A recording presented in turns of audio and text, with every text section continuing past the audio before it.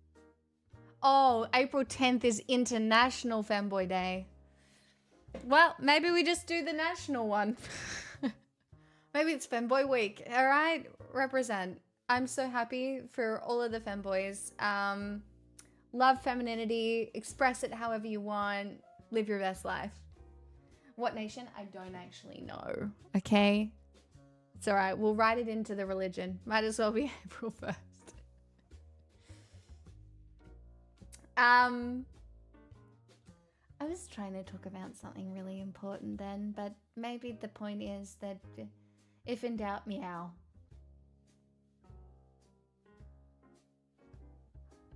Oh, follow Stan, that's so funny. It's halfway in between, might as well be now. Just celebrate both at the same time.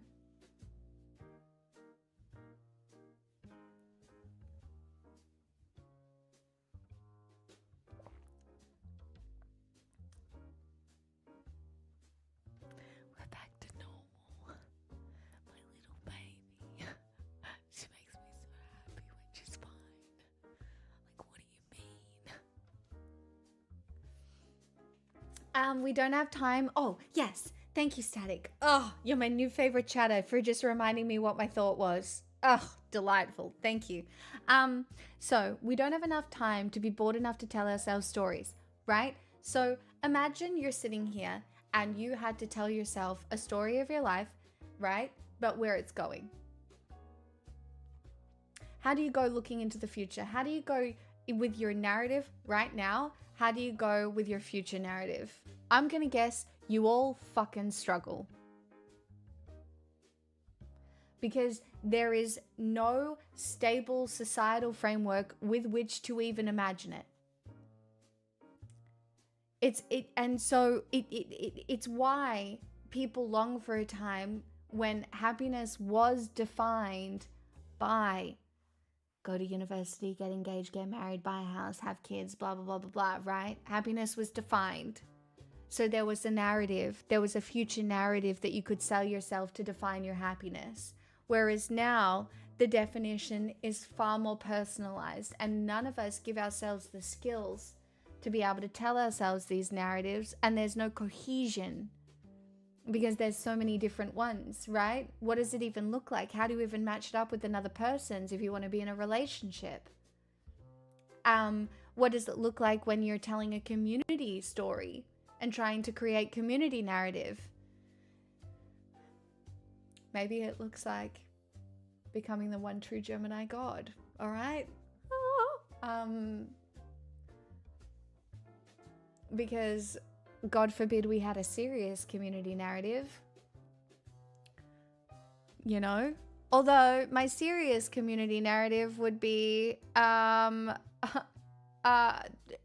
subscribe today as we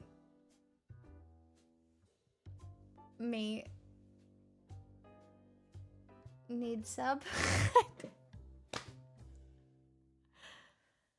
Yeah, did you like that?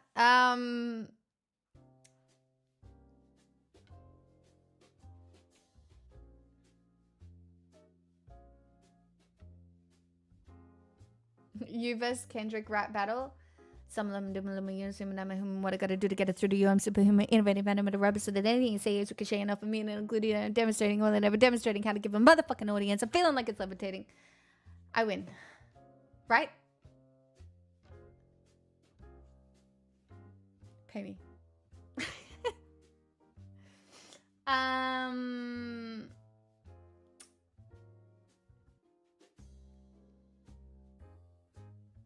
On the negative side of it, these old life goals probably screwed a lot of people over who didn't actually want those things, but those were the things that you were supposed to do or needed to do 100%, which is why we have like an opportunity now.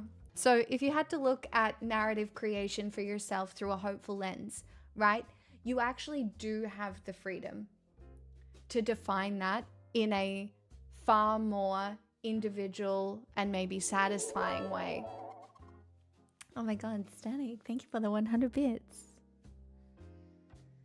I'm nervous to click that link, Brian.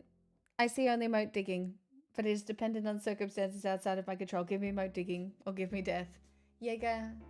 And that is the kind of support that I am looking for. Thank you so much for being willing to dig a hole. It's safe for work.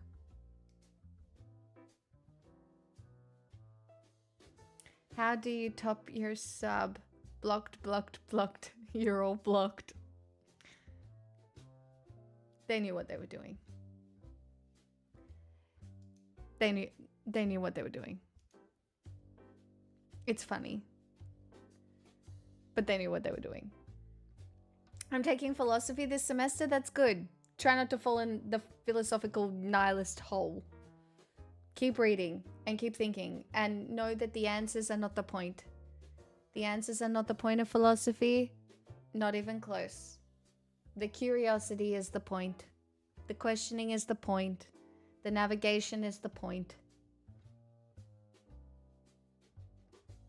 And now after watching a biker film, so do you. Yeah, I know. Now I just picture all biker gangs that way though.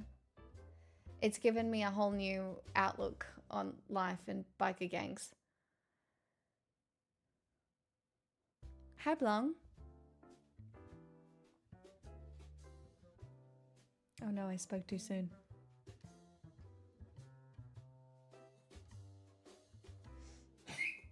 Oh.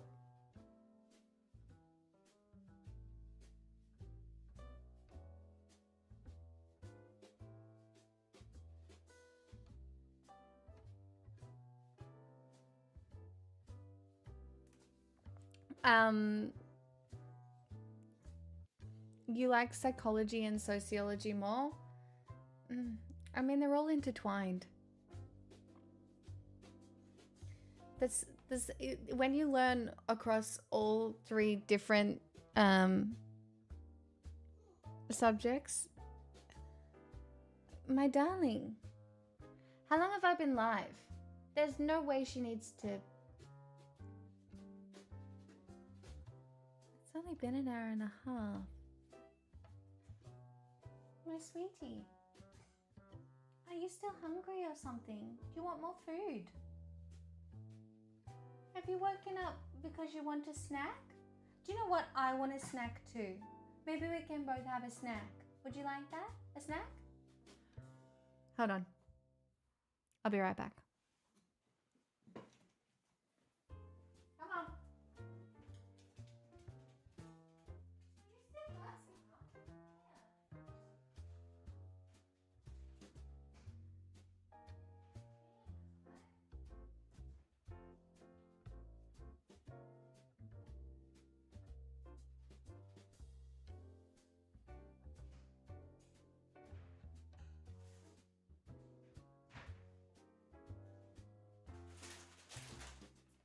I went to the supermarket today and I got new chips to try.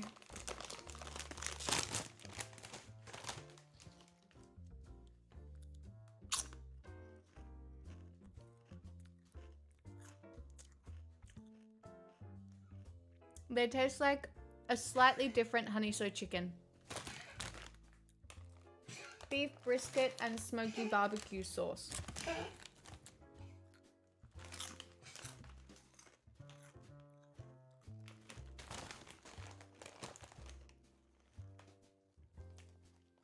They're actually really good.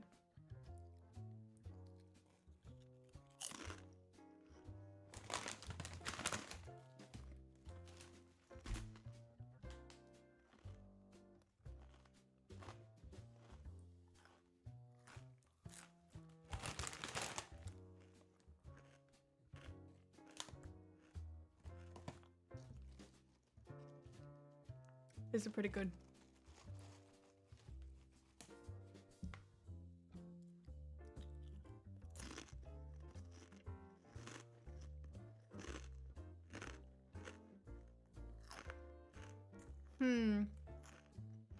Follow Stan, that sounds bad.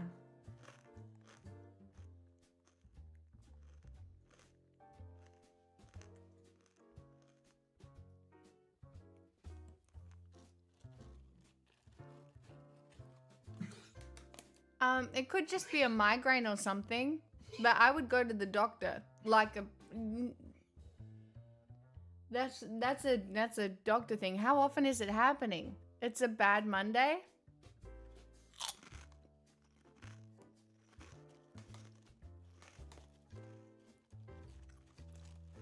I still think it's a trip to the doctor.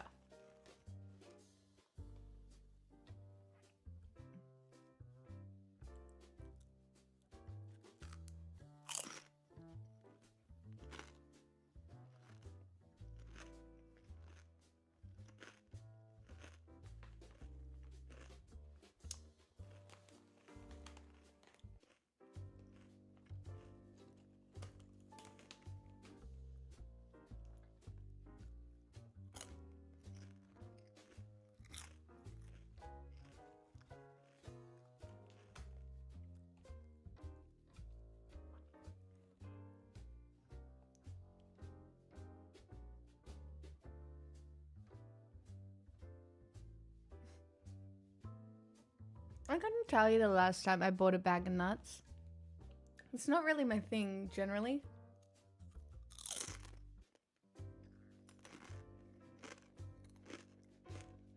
But I am just a fucking potato fan.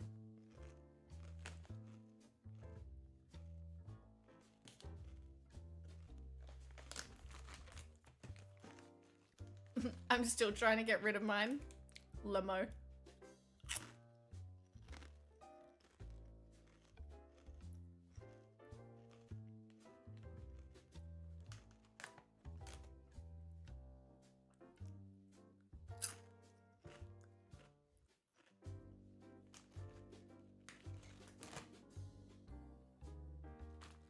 These are good though.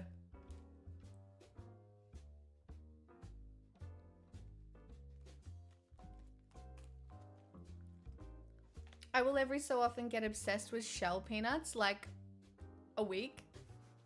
Like for a week. Interesting. Remember when I went through the pistachio phase and then we found out that I was allergic?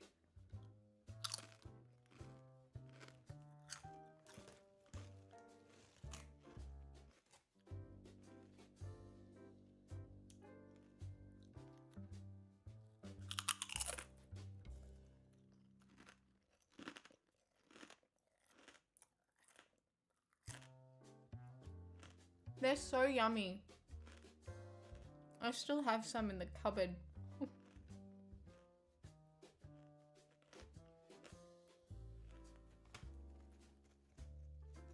You were eating them with an allergy? Well, I didn't know I had an allergy until I ate them and my lips felt a little tingly.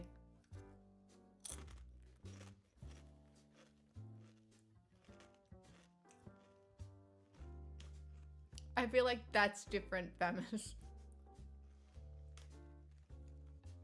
That's probably just too many pistachios. They're one of the best nuts. I agree.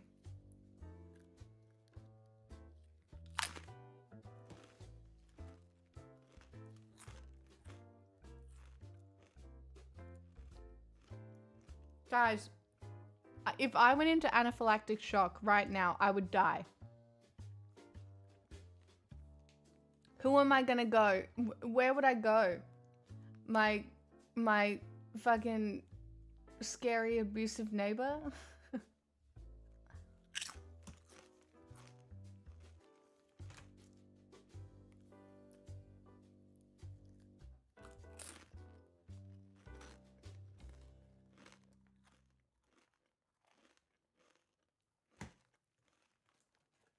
In the event of that, would you want the mods to raid us out somewhere?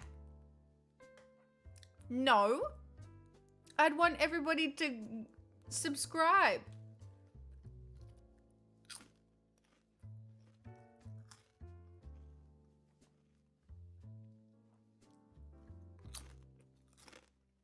Do what I did last week and catch an Uber mid-stroke. You caught an Uber mid-stroke, Salmon? Jesus Christ. Good on you for catching it. Fuck.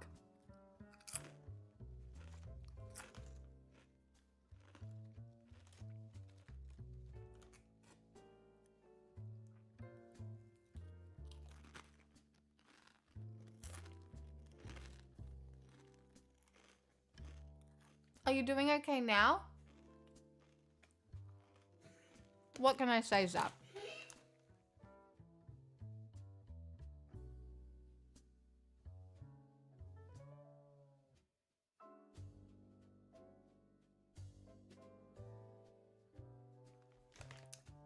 Maybe one day in the future we should have a living wake. You know, before I disappear.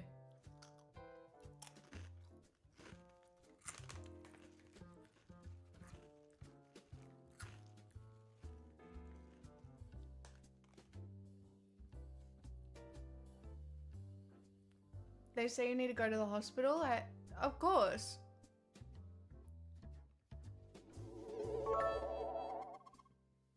Sub to Pixels Mixel now. During an anaphylactic train, you get twice as much streamer for your sub.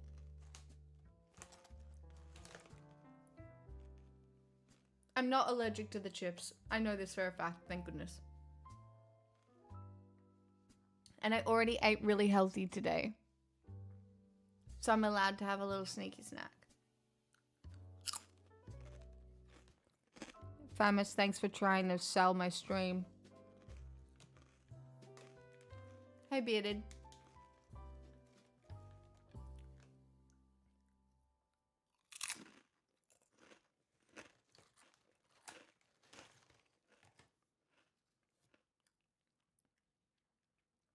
Yeah, if you're having a stroke or a heart attack, it's actually so worth just getting away to the hospital.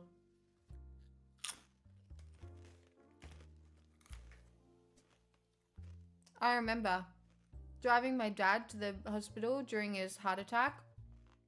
Terrifying. No, it's fine, Fox. It's fine. Can't believe you pinged my eating disorder. That was fine.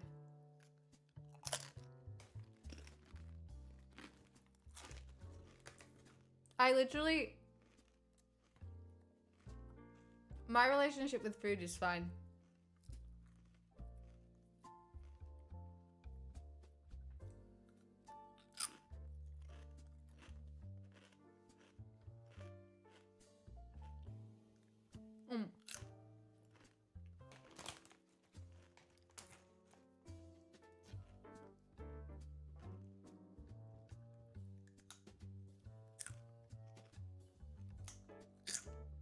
These are delicious.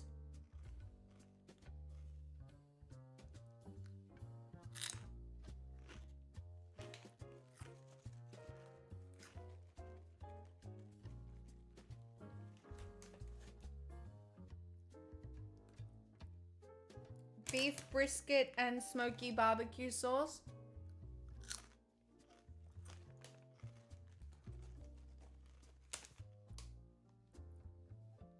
I think I like them because they taste like smoke.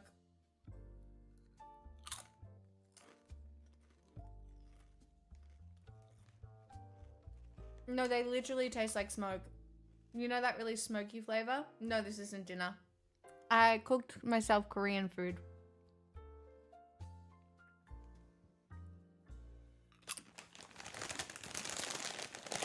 I actually,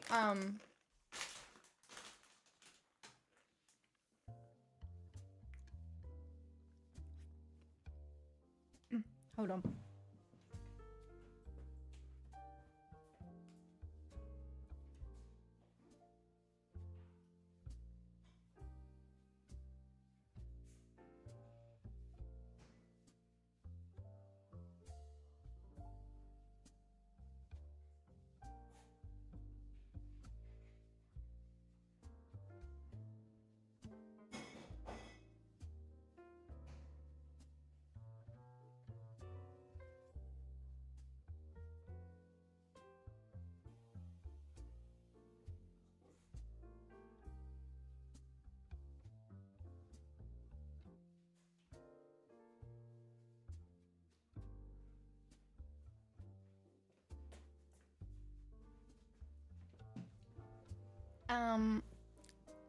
No, I'm not having a reaction. I actually, it's my day off tomorrow.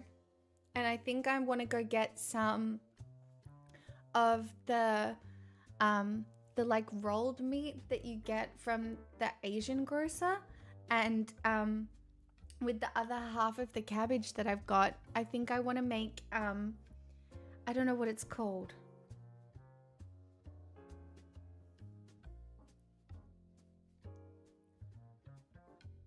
Milfoy nabe. Maybe? But it's where you put the cabbage and the meat around in a little circle, and it's like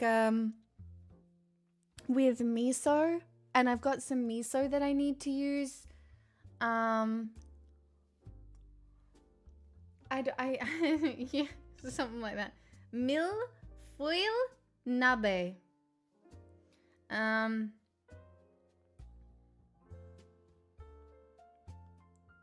Where are the ingredients?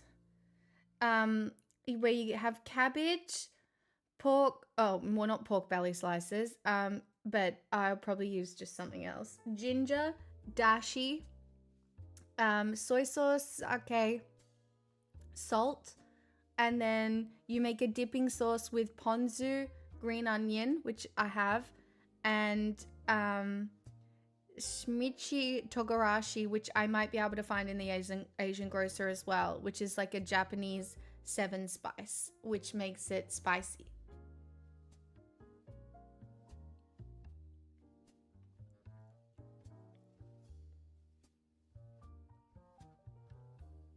And I just think it would like I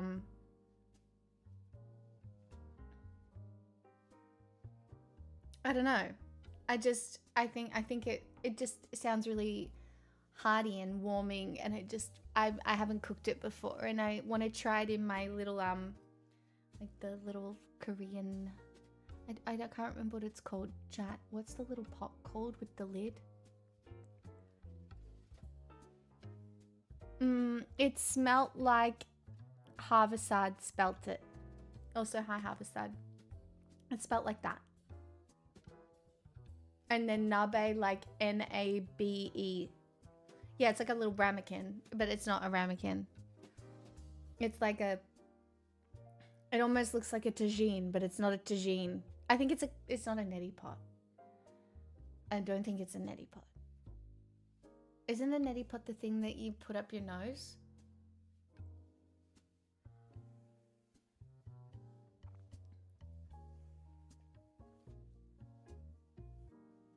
Anyway, I want to see if I can make it. It just feels like a nice neti pot is the nose enema. Well, it's not the neti pot. I just want to see if I can make it. It just sounds like a fun day off activity.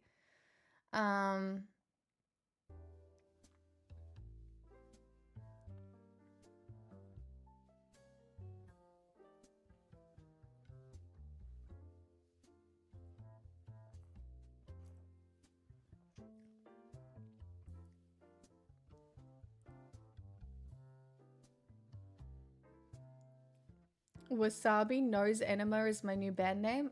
We'll look out for it. We'll look out for it. Anyway, Australian Prime Minister says it's disappointing that there was no resolution on freedom of movement during the weekend's talks, but also the Defence Chief says Australian ships ready and capable as Albanese calls on US and Iran to reopen the Strait of Hormuz. Of course we'll help them. If we need to.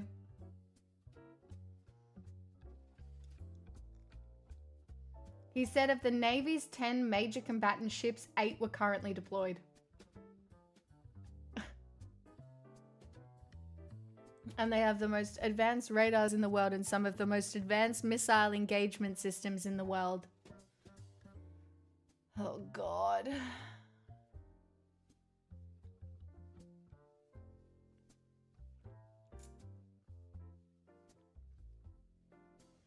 Guys, I can't believe nobody's commented on the name of my dono goal yet tonight because I really thought it was really funny and not a single person has commented on it. And I was giggling as I was writing it and none of you have validated me. And I don't want to say I'm mad about it. I'm just disappointed. That's all.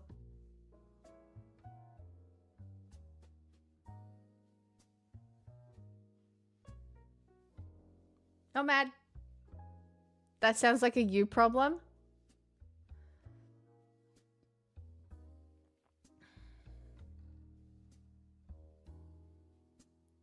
But no talk about rebuilding the oil infrastructure, which is the actual problem. Yeah. Even if we open this straight now, today, right now, this second, we're still fucked in some ways. Because the infrastructure, some of it, especially in Qatar, I believe, is bow. Hey Panama, Barack, anybody else who was just joining us this evening, welcome. It's a great day to be alive. Why? Because we're alive and that's the bar at the moment. So woohoo.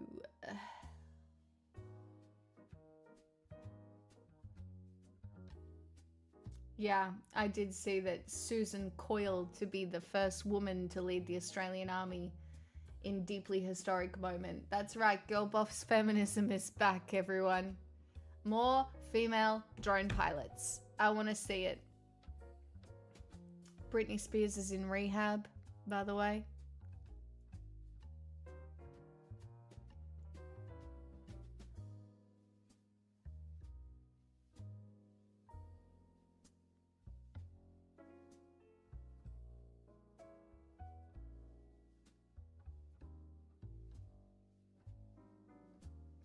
Oh my god, Australian politics today is actually spicy. What the fuck? This is chat. Look at this for a sec. Barnaby Joyce says criminals need redemption after Pauline Hanson sacks convicted rapist. Liberal Senator James Paterson had called decision by One Nation to rehire Sean Black as absolutely extraordinary.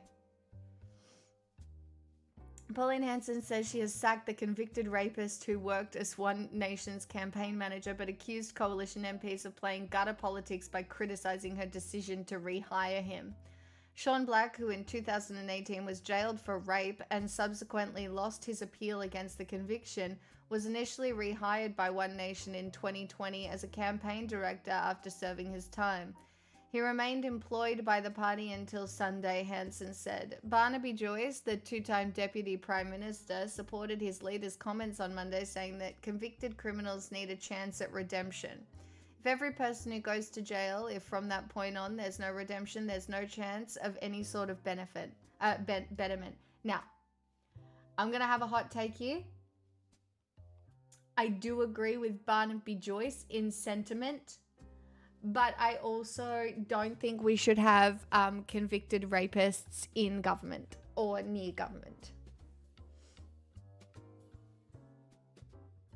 I am all for redemption, sure. Over time, absolutely.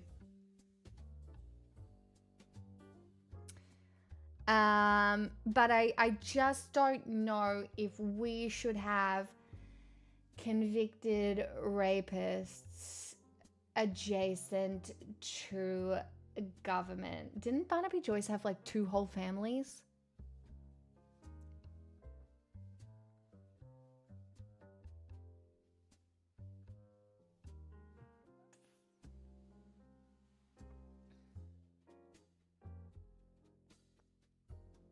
I also just think the temperature is pretty bad. Like with Australia and domestic violence and sexual assault being incredibly bad here at the moment, I don't think that having rapists close to policy-making individuals is just very good optics. Like I understand wanting to give people redemption. I really do.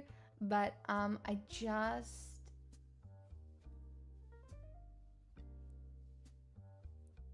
Yeah, I just don't know.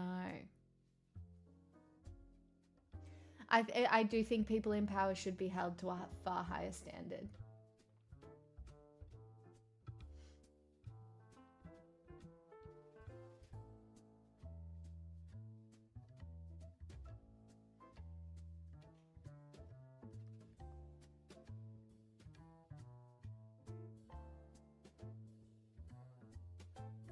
If only there were people that haven't had rape convictions that could get hired. That's crazy. I can't think of any that would want to work for One Nation. I don't know.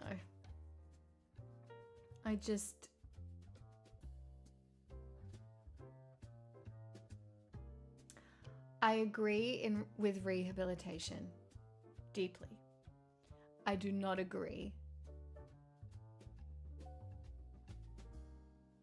with them doing that rehabilitation or in government. I don't even know. That doesn't even feel like a hot take, if I'm being honest.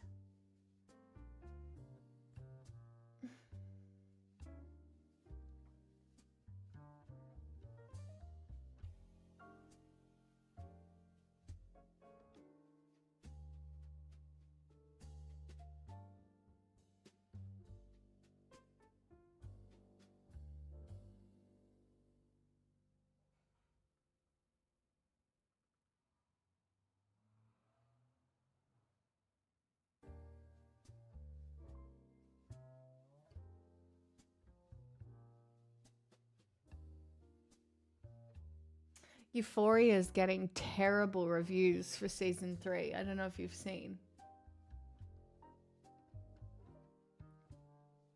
As well. Brittany got a DUI a little bit ago. So she's in rehab now.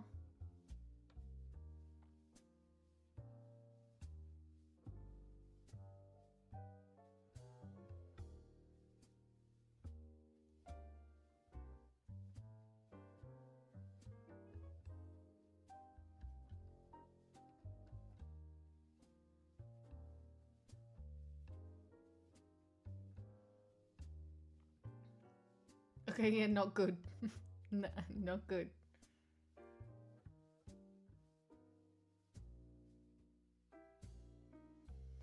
Bernie Sanders gave a talk in New York, and that rhymed, saying the worst is yet to come. So, yep.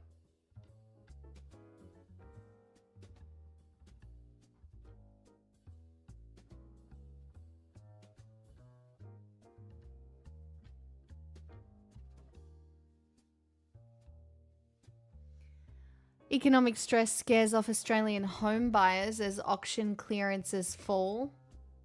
I do think we are going to see some sort of contraction over the next little while.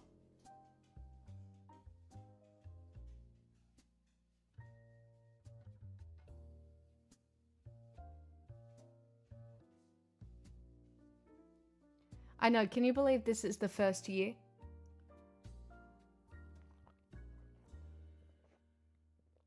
No, I haven't seen season 2 of Deadlock yet, but I have looked at it a few times. I know. I'm sorry I'm a bad Australian. I'll consider it.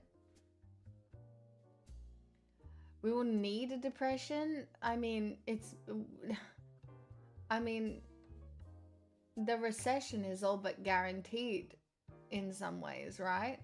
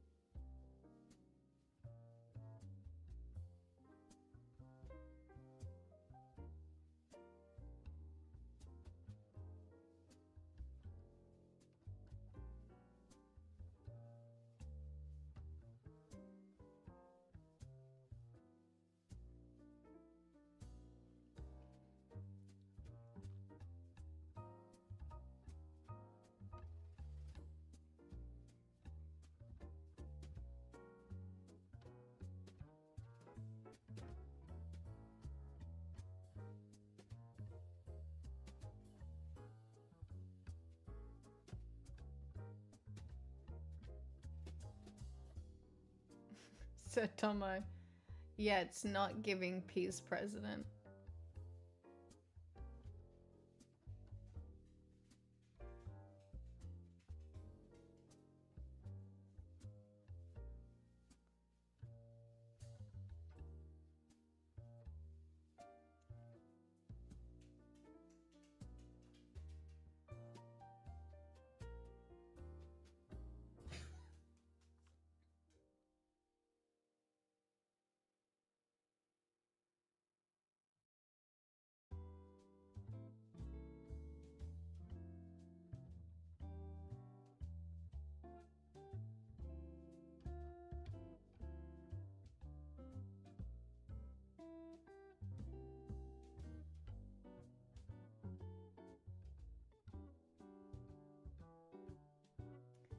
I mean,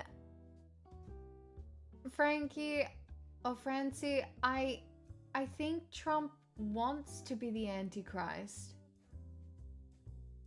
Right? They are trying to push this for the evangelists.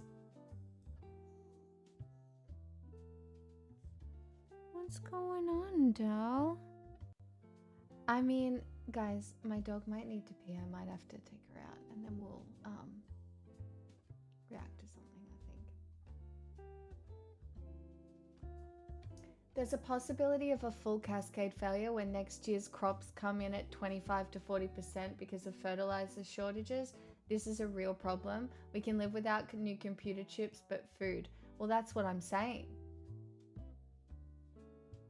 Like, I'm here. Where's this? The Iran war could plunge 32 million people into poverty, says the UN. And that includes people here. Like, yes, there will be other places where it is far worse, but it includes people here. Like, people will starve. Food will be so expensive. Like, things will be, like, you know, there's a chance we have rationing.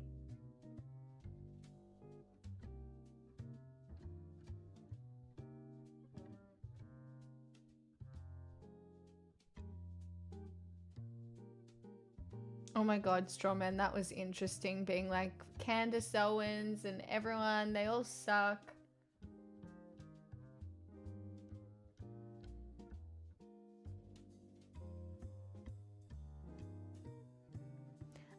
I better take this little munchkin out. I think we're on a 2-hour pee schedule. She's been very good for the first 2, so I'm saving up dried beans that'll last until 2028. Well, that's a lot of beans. But you eat a lot of beans, so I'll be back. Hold on.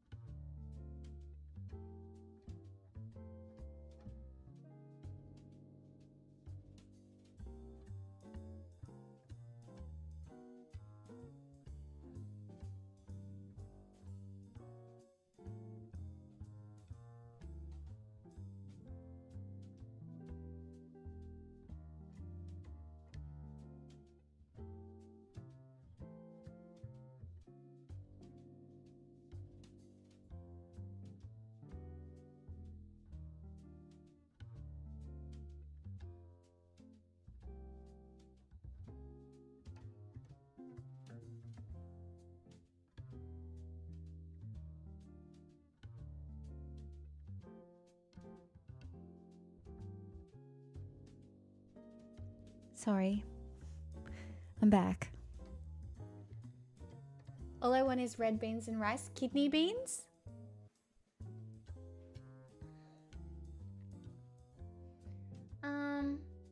The US has a lot of outstanding bonds that people are considering calling in. Yeah, Japan is a huge problem for the US regarding the bonds. Yes. While I am no economic expert, when I say there are multiple knives edge that we are just existing on at all times at the moment, there's a lot of them. And I can't talk about them every day. I can't talk about all of them every day because it will send you into an existential spiral of doom.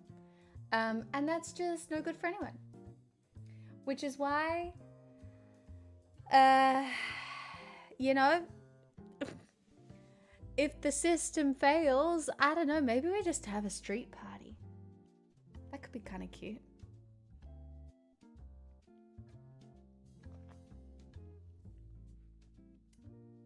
Inquirin, lol.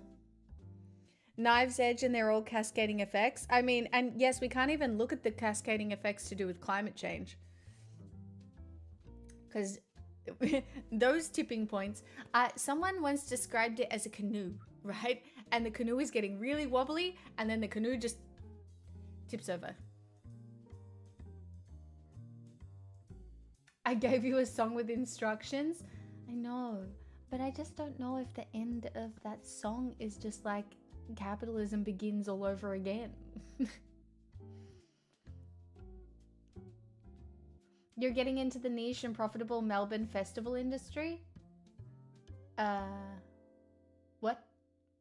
Oh, yes, of course. Yes, Pigs Fest. It's gonna be great.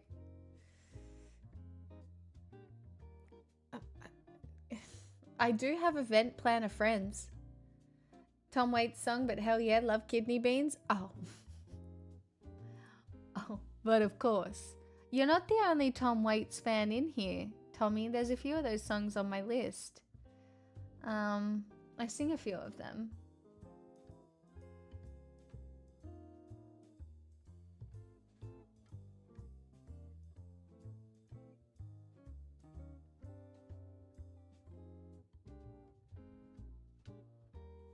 Remember to learn to eat on the run.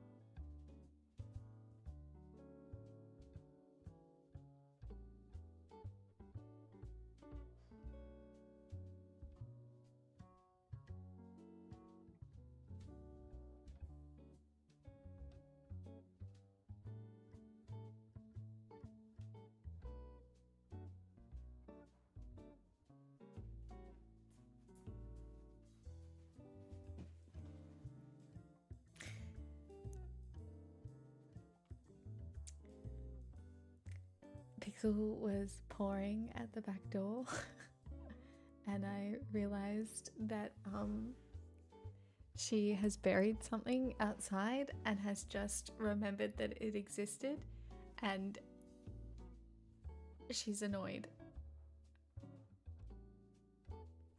But she's got, oh my god, if it was the Labubu.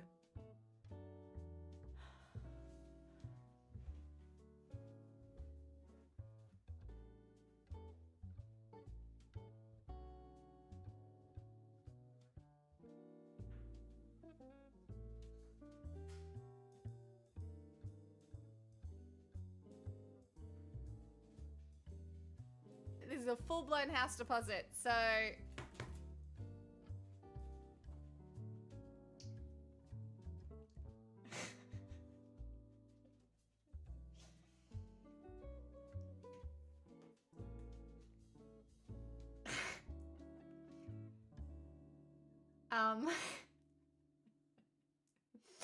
I just love how she just randomly remembers that she's buried the damn It's wet. It's so wet. What am I supposed to do? What do I do? Chat, what do I do? Because I can't have her just running this around the house.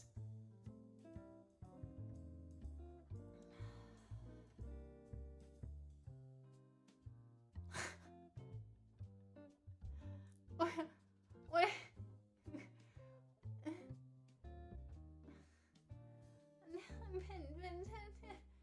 Aww. Quick wash in the washing machine? I have towels in the washing machine. Girl!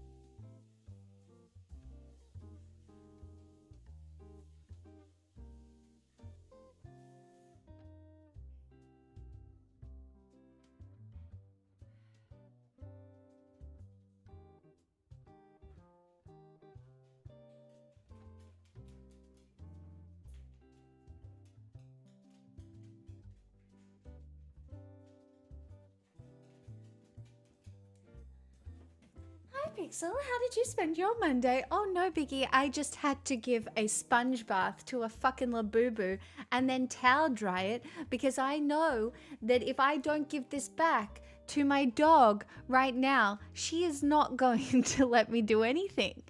So that's right. What did I do?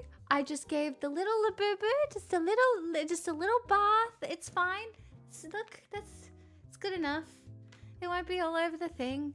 That's fine. It's not a big deal. It's not so wet. It'll just be damp and she can chew on the damp fucking Labubu. That's right. My dog has a Labubu toy. I actually am the bourgeoisie. She really did just claim it. So she claimed it. I did not. My dad bought me a Labubu for Christmas. Why? Because he bought everybody else one. And was convinced that obviously I also needed a Labubu. But so yeah, it was claimed by my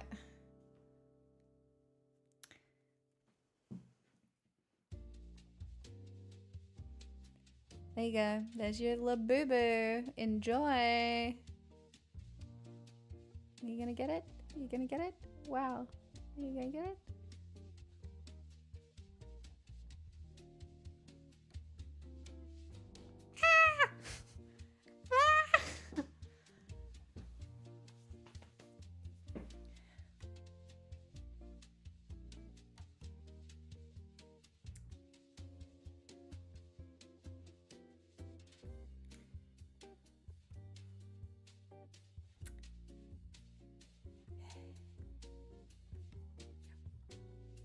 That's just such a funny series of events.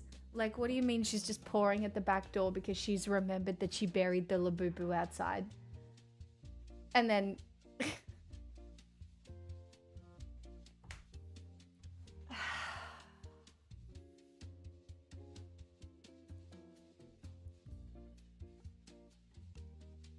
It's... It's just so funny.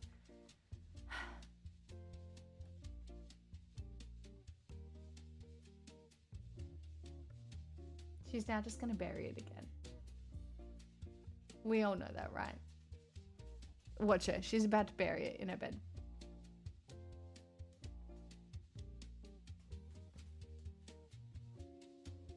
Oh no, bed's not good enough. No, it was clean on one side, she didn't bury it deep. Well, she didn't do a very good job, did she? No. Better her bed than yours. She can't get up onto my bed by herself, so it's okay.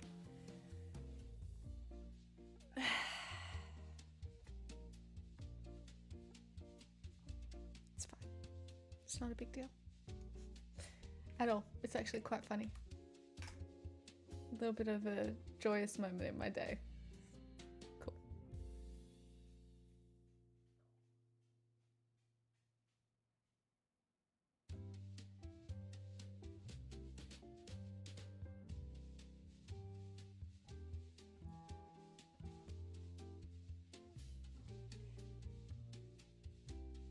Wow, you're nailing the Rachel from Friends frazzled vibe. I'm not frazzled, I'm calm. I've never been frazzled. Fuck.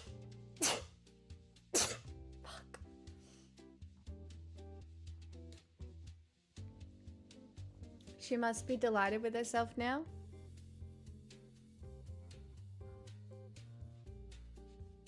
Probably.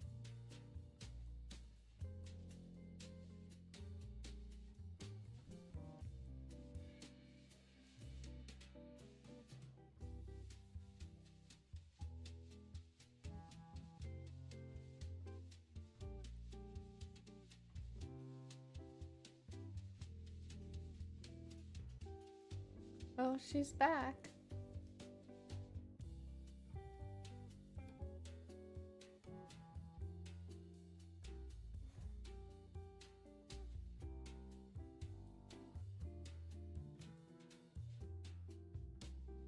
It is kind of nice, actually. That's what I'm just kind of...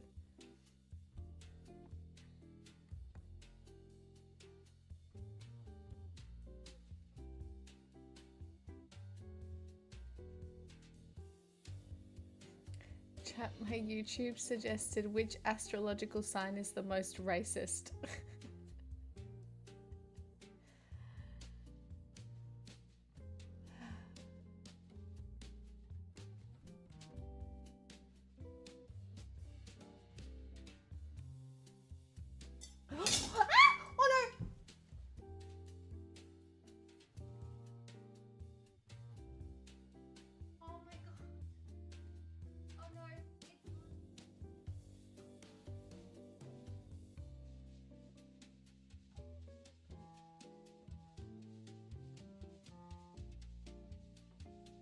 Oh no.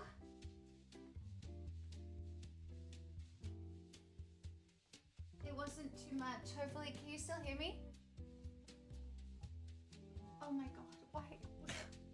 Jess, this is all your fault. You said I was frazzled and then I actually did something frazzled. This is... God... Jess.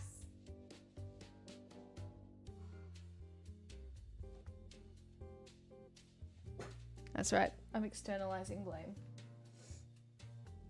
Oh, fuck.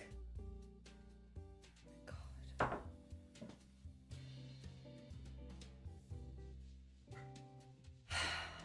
Nobody... Man, all I do is suffer. I don't.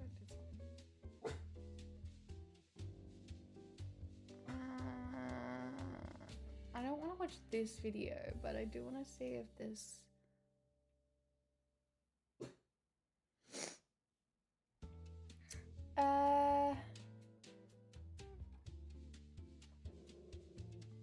Alright, I picked a video.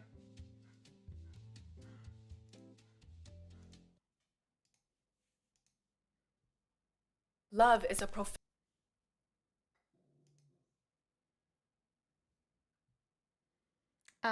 It's Alessanvia. We've watched some of her stuff before. We've got 19 minutes and 50 seconds. And this just plays into the narrative thing that I really want to think about today as I go through.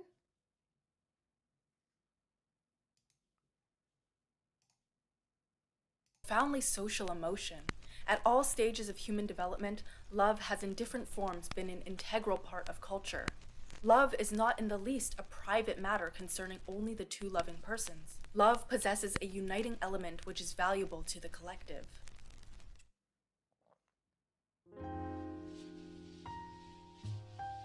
There's an almost natural tendency for humans to assume that ideas are eternal, and that words have stable, unchanging reference. People have used the word love for thousands of years, and so we assume naturally that there's one meaning underneath all these uses of love. Yet it's clear that the concept of love does change. In the 16th century, Machiavelli asked whether it was better to be feared or loved. In the 2010s, several influential figures were saying it was better to be respected than loved. Presently, I see people asking whether it is better to be loved or understood. Because someone can love you, but not understand you at all. While these questions are interesting in themselves, I think it's more fundamental and thus more interesting to observe that what people deem worthy of comparison to love changes. Now, it's not that love itself changes. There is no love in the abstract. Love, like any social phenomenon, is interpreted, and so we might wonder what interpretation currently makes sense. What is so valuable such that it can rival the significance of being loved? That is a socio-historical question. Why do many view understanding as belonging to the core of love instead of other adjacent qualities like tolerance, patience? I feel like this is going to go towards freedom. I don't know. When you think of the dichotomy in the modern era at the moment, is it better to be feared or loved? Is it better to be understood than loved? Or is it, as they go on? I feel like a lot of people associate it's better to be free than loved these days. Her hair is so cool. Would you agree with that? I don't know. I have not pre-watched this video. I actually don't know where it's going. I introduced you to Olasambia.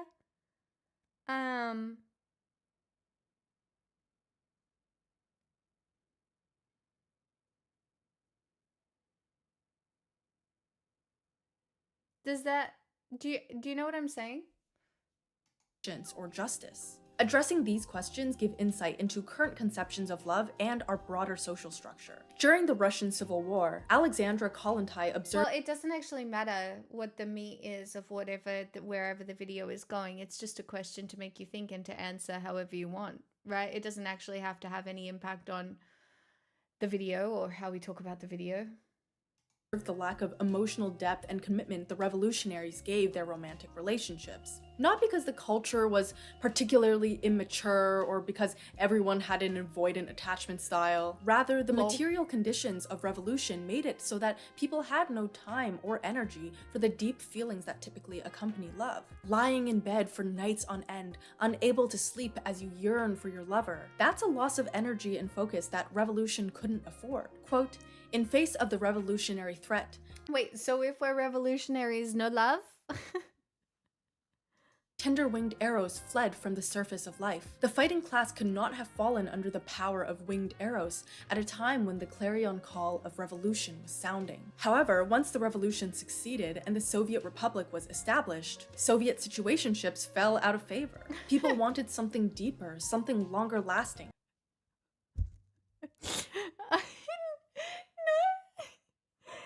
Not the Soviet situationships, God, it just oh, the future is just such a funny place where where that makes sense to all of us. Because the material conditions allowed for that. The material conditions changed, and so too did people's relationship with love. If we look at current material conditions, it makes sense why love and understanding are discussed together. I want to be clear that, of course, I don't think our historical epoch is unique in wanting to be understood. Everybody encounters a special and intimate psychological experience associated with what we call love. But the interpretation of that experience changes depending on the social context. Being respected may have felt like the right way to explain a special, intimate feeling in the 1700s when respect was more rare. But in our modern pluralist society, respect is kind of a baseline expectation to be able to move through the world. So we have to consider the structure of current society to see why being understood is now the fitting term to interpret love. What makes understanding so special for personal relationships in a way that other virtues aren't? For one, the tremendous accessibility of products and services and the economic logic that mediates our relationships has devalued material instantiations of love. You don't need someone to burn CDs for you when you've got a cheap streaming service that can play any song you want at the touch of a button. Buying movie tickets for Isn't that so interesting? Like a lot of the little things that you would do that would indicate effort historically, they don't exist anymore. It looks incredibly different. Hey, Undead. Dr. Martha Nussbaum's views love as a complex emotion that involves appraisals attributing to great significance to others for one's own flourishing. She has analyzed love philosophically, particularly through the lens of ancient Greek philosophy, emphasizing its connection to vulnerability and human goodness. Her work highlights love's role in ethical and emotional life, balancing reason and passion. I mean, sure. That's, it's a good TLDR, I suppose. In 10 years, signs of effort will be having skills everyone else outsources to AI.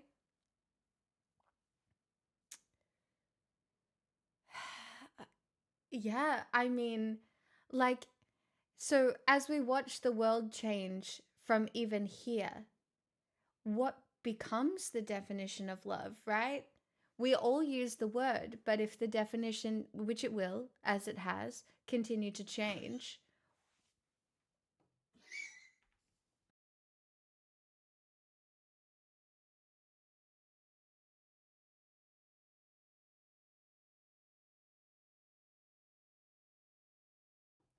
what becomes the definition? What does it even look like? Is it sharing the same AI? your partner loses value when you can watch anything at home. I'm not saying these acts aren't loving anymore. I would feel happy if someone made me mixtapes, but the social value of these acts has diminished. There are always convenient alternatives, and we don't want love to be based in convenience. We might still want loved ones to do these material. So, like, again, what is the social value these days? What does it even look like when we have articles that come out like why having a boyfriend is embarrassing? Right? You see articles come out like that. You see the whole manosphere. What is the social material value of love? What does it look like now? Acts for us, but there is no need to rely on them. In fact, many think it is a virtue to be materially self-sufficient. Techno-capitalism nurtures isolated individuals, making others more obsolete. Under this system, it can feel like the only thing safe from obsolescence is our immaterial recognition of each other. How I understand you literally cannot be bought or possessed or reproduced. What matters then is not what our lover does, but whether what they do is responsive to us. This means the— No. I don't mean it to be heteronormative, right? Like, you can talk about how it plays into queer spaces as well, right? That's not the point that I was making. I'm talking about, like, what is the social value of relationships across the board.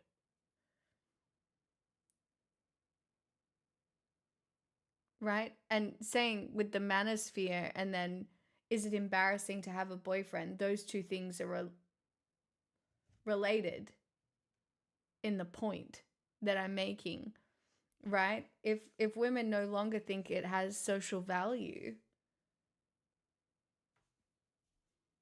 standard for what counts as being understood has also increased. The digital age makes it materially possible to know more about others than ever before. You can know someone. Also, I hate that though, right? I don't think we were ever supposed to know this much about other people's lives. It's why most of my life and my day-to-day activities are not online. Because it feels like to be online these days, you are forced into a position where you either share everything or you're not online, right? You know, you see get ready with me's are so popular. Morning routines, so popular. What I ate in a day, so popular. It's so incredibly human to want to sit and look through the keyhole, but I do not think we were supposed to sit and look into people's lives in that way constantly. I'm pretty sure we're supposed to just go out and live ours. And like, yes, you can take inspiration, but it's very interesting how even now, you know, you see those things and then you frame the way that you live your life off those things. You've never met just by stalking their various social media accounts, their likes and following. In the past, burning a perfect CD for your partner would require you to be attentive and present when you're together, so that you remember comments they make about music, or make complex inferences about their music taste based off of their general disposition. Now, I think that's why it really bothers me when like somebody doesn't ask questions and does not want to know or understand you, right? Because you know, somebody wanting to understand you, I guess, indicates their level of interest in you as a person. And it feels harder than ever to be able to establish that, I guess.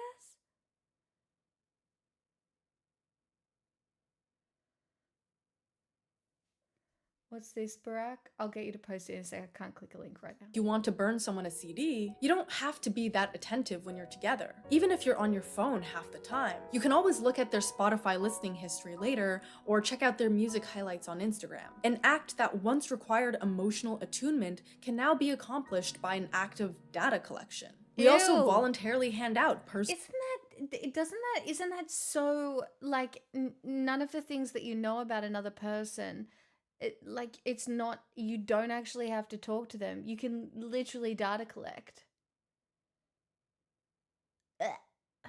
People are very guarded now, so it makes sense why it's so hard.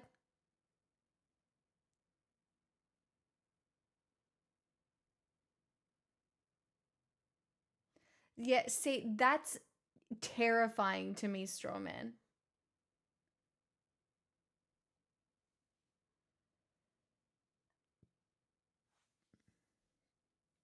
information for others to consume, posting our internal thoughts, photos of places we regularly frequent, clicking accept all to cookies, which makes data brokers jump with glee. Target can literally know you're pregnant before your own family does. ChatGPT can give relationship advice tailored to your specific life details. It doesn't mean much to know things about people anymore. Knowing a lot of facts about someone might have constituted understanding in the past, but this is no longer sufficient. Otherwise, AI chatbots would seem to understand us. The standard for love must rise above what's ordinary. The standard for love must be special. Thus, to be loved is to be understood deeply, almost intuitively, as if to preserve a still uniquely human trait. I saw this TikTok where this creator tied Jean-Paul Sartre's concept of the look to the intimacy of being understood. People say, I love you, when what they really mean is, I love the idea of you that I've already constructed in my head.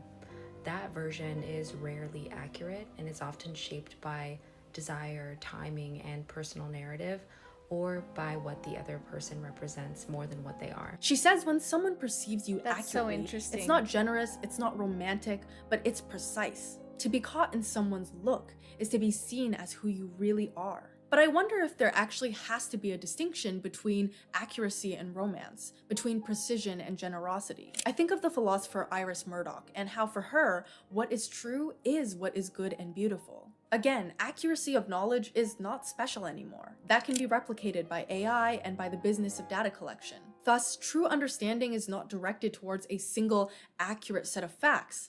Rather, understanding approaches people with a just and loving vision. I don't care how normal you think you are, we all have our quirks or flaws that can rub people the wrong way. Sometimes I'm not the most honest person, but it stems from a very complicated history of lying to maintain a sense of self, insecurity about presenting who I really am, etc., etc. When I am dishonest, a stranger may just perceive the objective fact of my lie and judge me. But someone who loves me will want to interpret me charitably. Generosity makes the lover's understanding more accurate. There are lots of people on the internet who want to understand. That's so interesting because I am not very good at lying.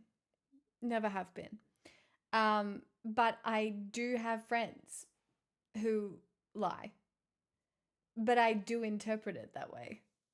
Like, I think I think there was just one example once when I was out for drinks with a girlfriend and somebody approached us and I think he asked like, "Oh, what do you do?" And she literally rattled off the smoothest fucking lie I've ever heard in my life. And I just didn't realize that people did that. And I was like, I didn't realize that people did that. And I was like, why is that chic? It's so chic. It was so smooth and so valid in the moment as well. Like, you do not have to tell a stranger like what you do for work or anything. Like, you can literally just lie, but I didn't know.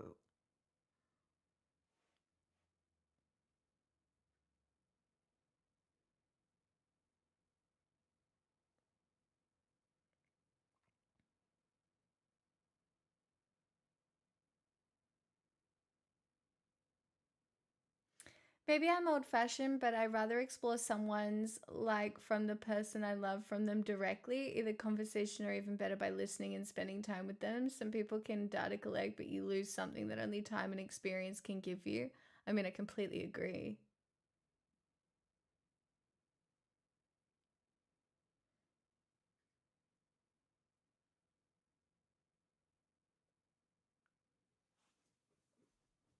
Understand you, but not for loving reasons. Say the thousands of data brokers who are collecting, aggregating, and trading your personal data without you knowing, which then fuels landlords who illegally evict people or harassment cases. Today's sponsor Incogni can help you be less known without your consent. The first time I signed up with Incogni was when I got scammed and lost $10,000, so it was pretty important for me to start taking my data off the market. If you think only boomers fall for scams, think again. Now maybe you think, but I'm fine, Olivia just is an exception, she lacks basic awareness. And you're probably right. Did I mention the time I got my PayPal hacked by giving a Depop seller my email and verification code to log into PayPal? Okay, but aside from my personal stupidity, a lot of your data is stolen even when you're careful. Data brokers usually have your full name, home address, gender, education, relatives, and even shopping habits. Just this past October, actually, Gmail usernames and passwords were included in a data breach impacting more than 183 million accounts online, including mine. Even if your Gmail password hasn't been stolen directly from Google, many people reuse credentials across platforms. That means a breach in one place can instantly compromise your entire digital life, email, social media, and banking access included. Incogni literally communicates to data brokers on your behalf to get your data removed from the internet. What happens if you find your information exposed on a site not covered by Incogni? Don't panic, cause in the Unlimited and Family Unlimited plan, custom removals allows you to submit links, and Incogni's team of privacy experts will review each link for eligibility before requesting the removal of your data on your behalf. Go to incogni.com/AliSunvia and use the code AliSunvia for 60% off. Incogni helps wipe yourself from the internet. They can't harm you if they can't find you. You can click the link down below to get 60% off and protect your personal information. I tell you everything. Every damn embarrassing thing. You don't trust me. Constantly talking isn't necessarily communicating. I decided to make this video because I was torn between two thoughts. On the one hand, it felt intuitive that love required understanding. I mean, how could you claim to love someone if you can't remember little details about them, like whether they prefer apples peeled or not? Like many, I saw this viral interview about how I remember you is more intimate than I love you. A year later, we rematched on Hinge. He was like, oh, let me make you dinner. And I was like, just reminding you, like, I'm celiac. And he's like, oh, don't worry, I already got your favorite chickpea pasta. In that moment, I felt very seen and very loved. Because it wasn't just like, oh, he remembered I have an allergy. We hadn't spoken in a year. And there were still these details that he was like, those are worth holding on to. Those details about you are worth something to me. As I watched this, I thought, yeah, if someone I went on a date with still remembered a year later that I preferred iced over hot coffee, I would get butterflies. But on the other hand, I felt unsure about how compatible love and this deep sense of understanding we want is. It is a fact that everyone changes, often in huge and unpredictable ways. If we're looking to be understood in a deep, almost intuitive way, how can that be reconciled with the dynamic nature of identity? There are clearly some types of love that can and perhaps should persist in spite of understanding. Parental love might require parents to love their child even if they don't understand their life choices. Being a good political subject might require us to care about our community members' well-being even if we don't understand each other. True religious love looks like loving thy neighbor even when they ascribe to a different religion. But why does understanding feel so crucial to romantic relationships? This might have to do with the fact that when we love someone, we love the particular individual, not just the combination of qualities they have. Most philosophers of love reject the quality view of love because if we loved people based on their qualities, then we could just create love machines that churned out perfect lovers. Or when you lost a loved one, you could simply replace them with someone with the same qualities. To understand someone shows that you get me as a particular individual. But this is where the tension between understanding and love becomes evident. The unique particularity of each individual is precisely what gets in the way of understanding. The individual is both a subject with the ability to change and real human beings with all their personality and quirks on display are really intense and dangerous. We mostly don't like being stuck in a closed room with them for long. This is why we have social games, social roles, norms. We have expectations of normal behavior. This is a glitch that lets psychopaths and sociopaths take advantage of normies. Yeah, it can be easy to underestimate some people, for sure.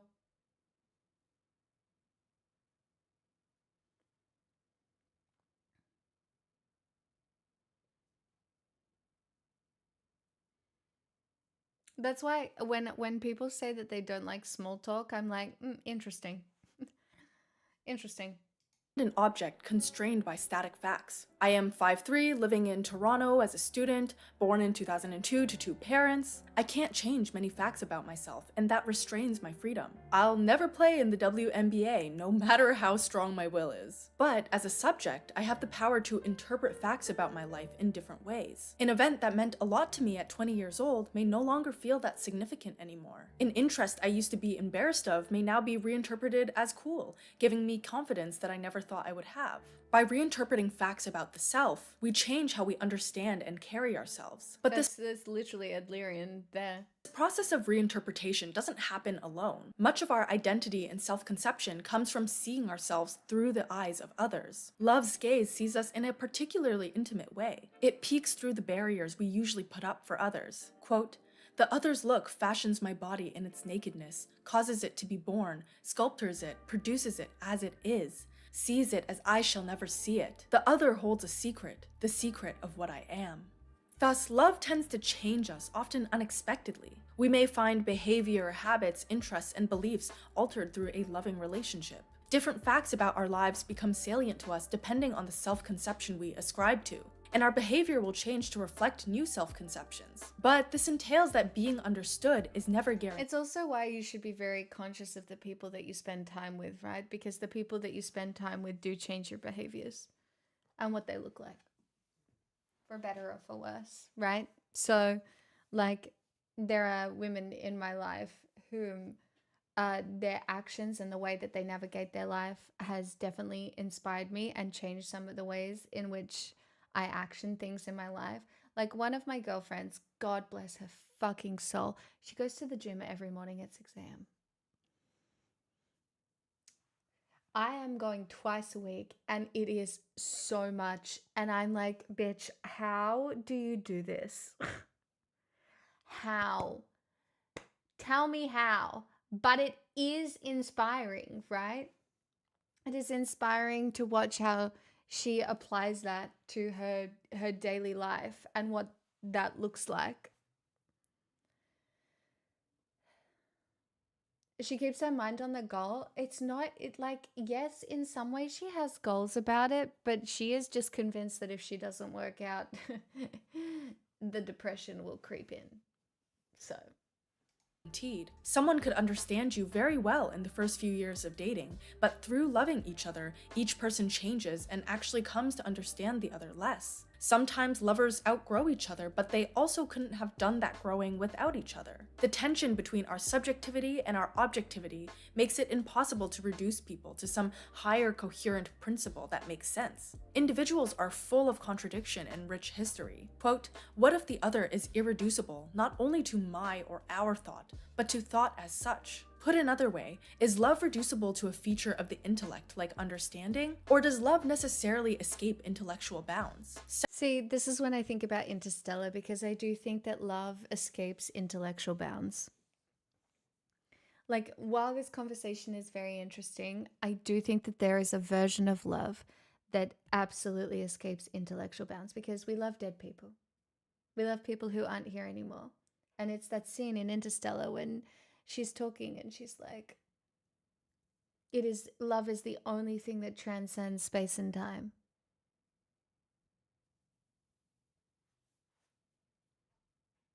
Right? Because love can exist long after a person. Well, it's memories and time. Sure. But you know what I mean.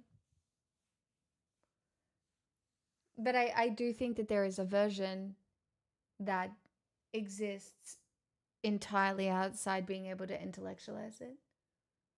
Descartes thought love could never be confined by understanding, which made love a failed project. Here's the dilemma. We gain a stable conception of ourselves through our lover's perception. Facing our subjectivity, our innate potential for change, that's scary. But in the eyes of love, we can escape subjectivity and feel understood as a coherent object. We think of ourselves as funny or smart or kind because our lover's treatment of us affirms that we are those things. Mundane facts like the veins on my hands, the way.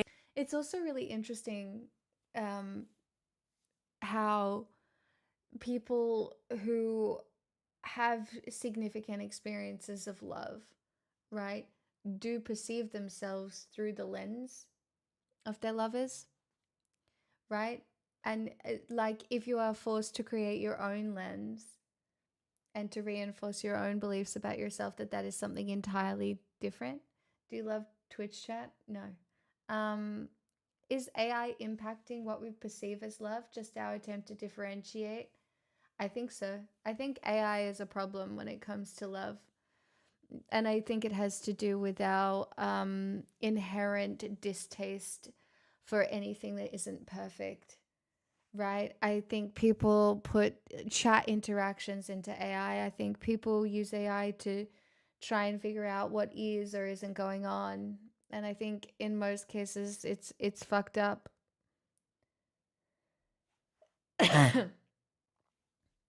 No, beyond intellect is something that you can't define, Evan.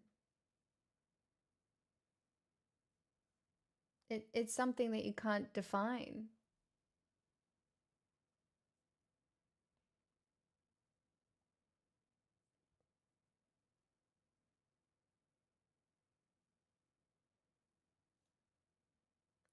Not sure you need love for that. People get remembered beyond time when they're gone without love. Like, not, but I'm speaking of like the feeling of love, right? I'm not talking about being remembered. I'm talking about the feeling of love, right? You still experience the feeling of love, like, you know, after your dog has died, right? You know what it is to still love after, you know, someone or something is not tangibly in front of you, or, you know, does that make sense?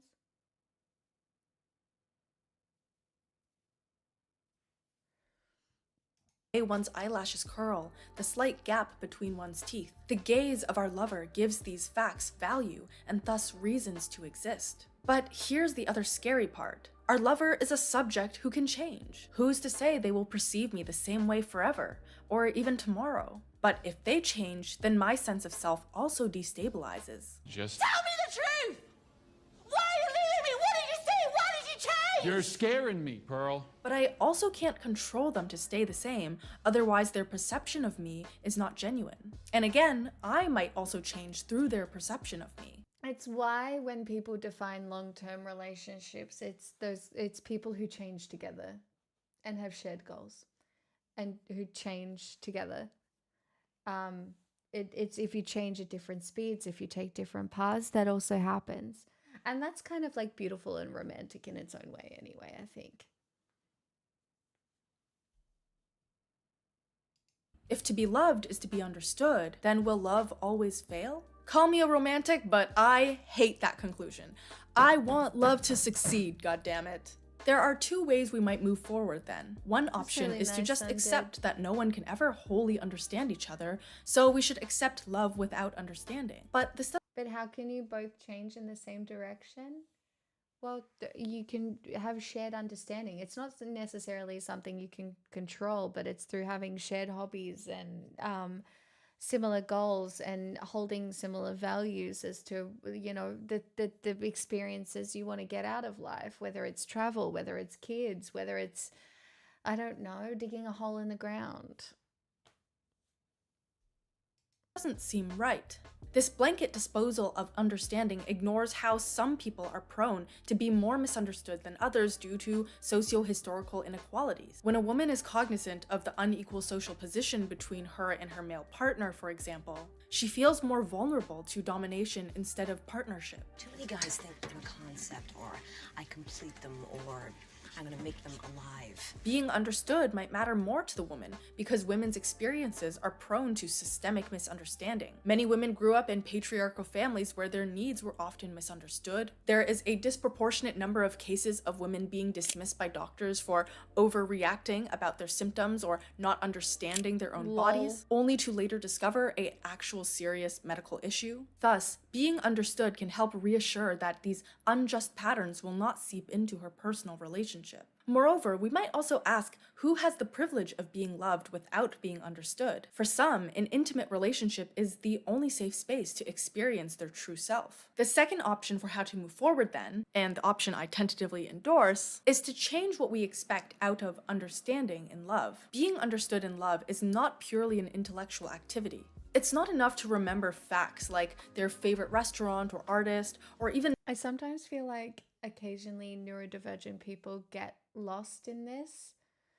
And like it can feel like remembering facts. Do you know what I mean? Like it can get lost in like this sort of definition of understanding. Deeper information like their trauma. Because humans are not stable objects, and we don't relate to our own facts in the same way at all times. We are subjects who can and should be allowed to change. That doesn't mean we should expect nothing from our lovers. Of course, love also requires responsibility and commitment, but perhaps the kind of understanding required for love includes being okay with not understanding sometimes. Going back to what I said about Iris Murdoch earlier, one of the ways in which knowing and understanding can be different is that understanding is like a just and loving vision that makes you feel seen even if it clashes with objective facts. Think about that feeling of reuniting with someone you loved after being separated for years and still getting them as if they'd never left. These estranged lovers don't know many facts about each other anymore. Maybe they listen to different music now.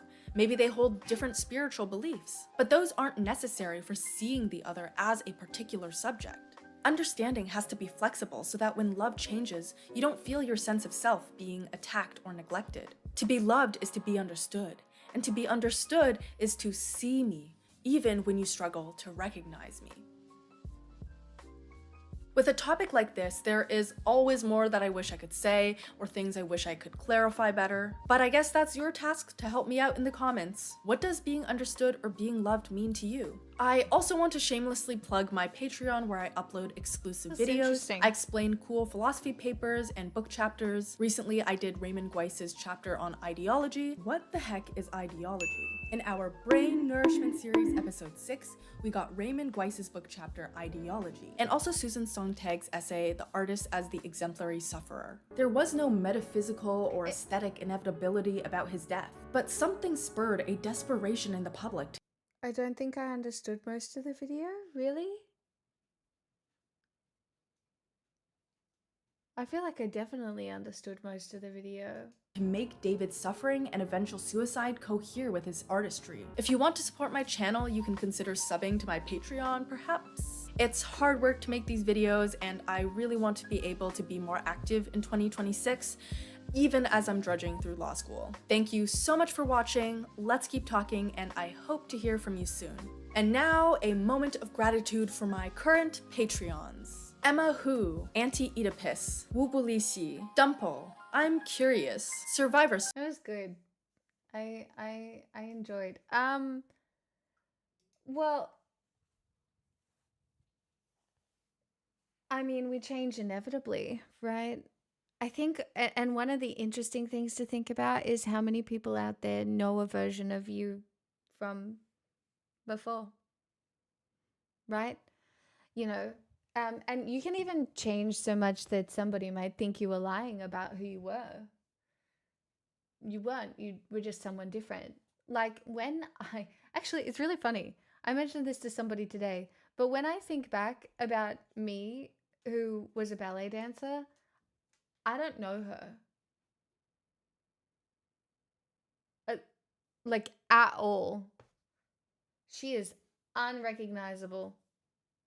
I don't know her. Like, who? I don't even know the me necessarily from before the pandemic.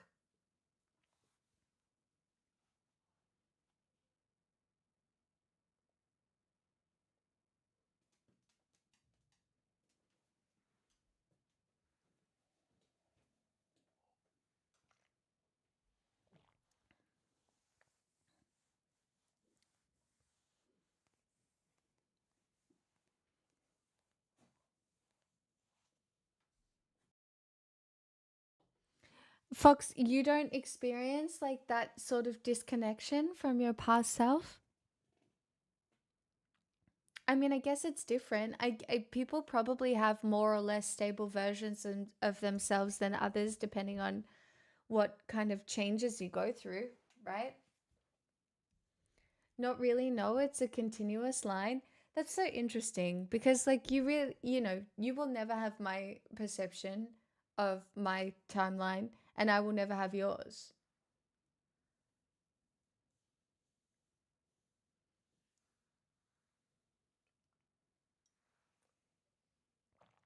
But man, there are extreme disconnects for me. I don't have the disconnect either. My past is an unbroken line of continuous gradual change. I am every past version of myself. That's so interesting.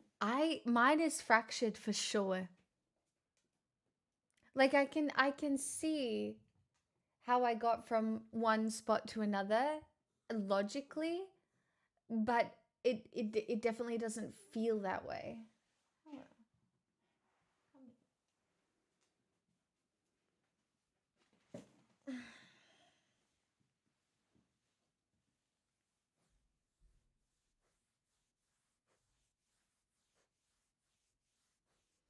You have regrets? None. I lie. A couple, but they're very, very, very small. I don't really regret any of my life.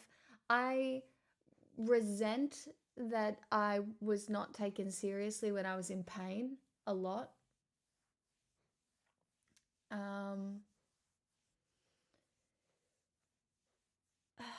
I regret in that case I regret not knowing.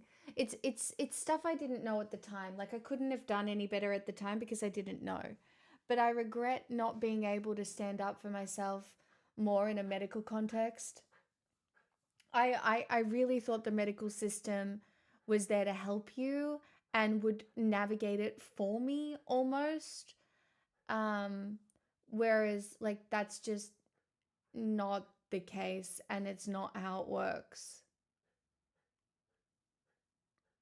But I don't regret any of the parts of my life, really.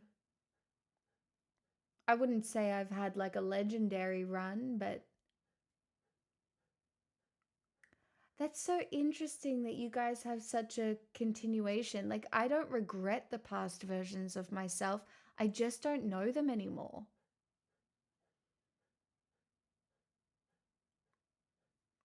Are you hot? Are you hot, doggy?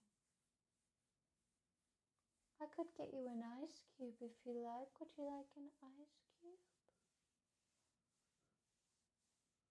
Or I could do your puffer. Would you like me to get your puffer?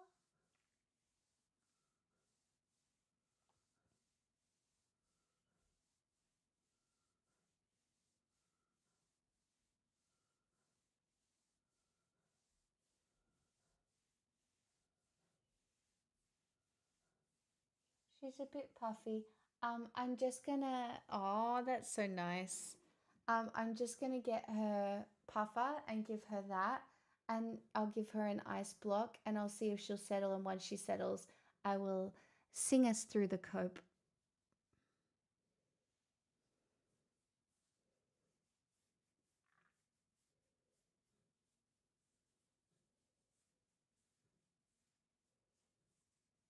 "20 years ago, I was a very different person in many ways, but I know him. I still am him. The mental and emotional experiences that give rise to that behavior is still there." Well, Bradley, you know what I was thinking about? There's kind of a point in my life where I can realize that this happened, and it was when I was playing poker. This is going to sound fucking crazy and maybe a little delusional. But when I was playing poker, one of the things that you had to learn, even though like I wasn't that good at poker, I was all right, but I was not that good at all. And one of the things that you really had to learn to do was to be able to get over a bad beat very, very quickly so that you could make good decisions straight after. ASMR. I would love to sing both of those. Cossack, disarm. Salmon. But when I think about it, that is putting a memory in a bin very quickly and putting it away very quickly and putting it somewhere else.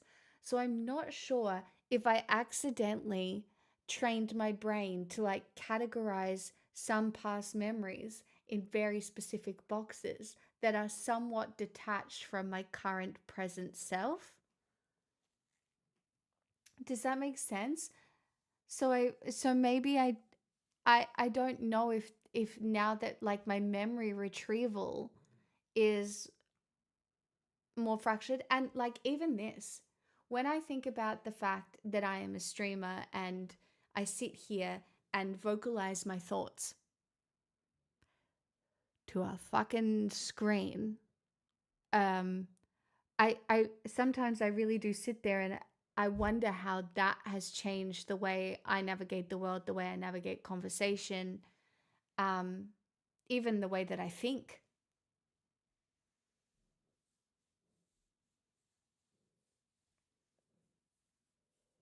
Oh, this has been such a lovely cuddle, my little baby. Oh, just so good, such a nice cuddle. Shall we go get you your puffer, okay? Come on. I'll be right back.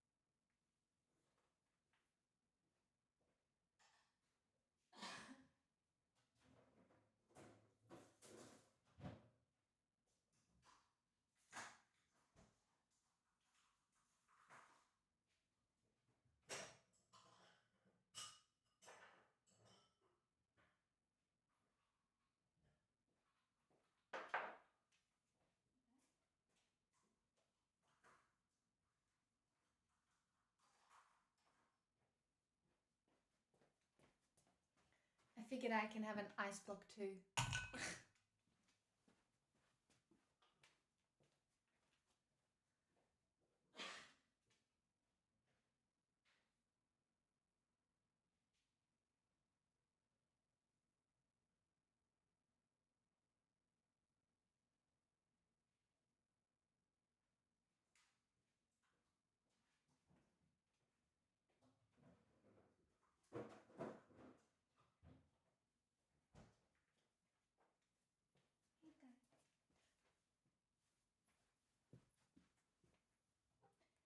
I think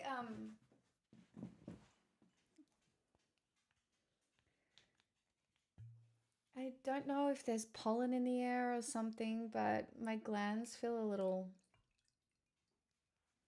Anyway, hoping I burn out any disease with whiskey. Oh, please. Because that's how science works, right?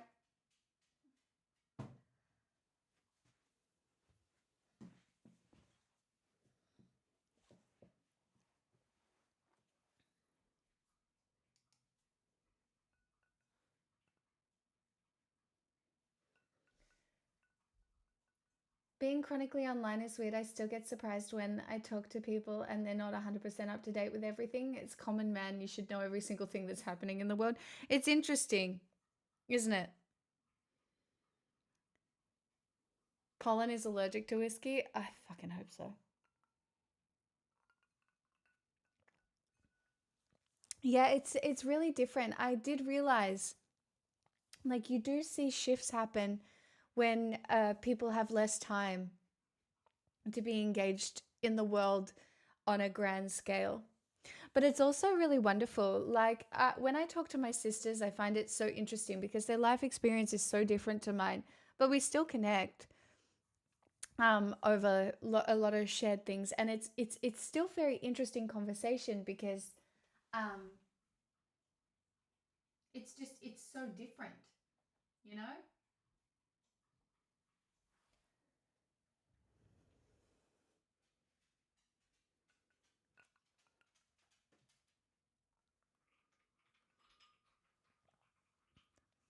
Pixel's licking her ice block.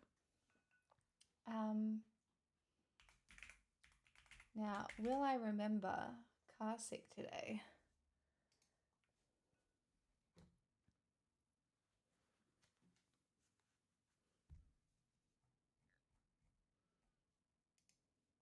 Let's see, shall we? Chat, welcome to the cope section of the stream.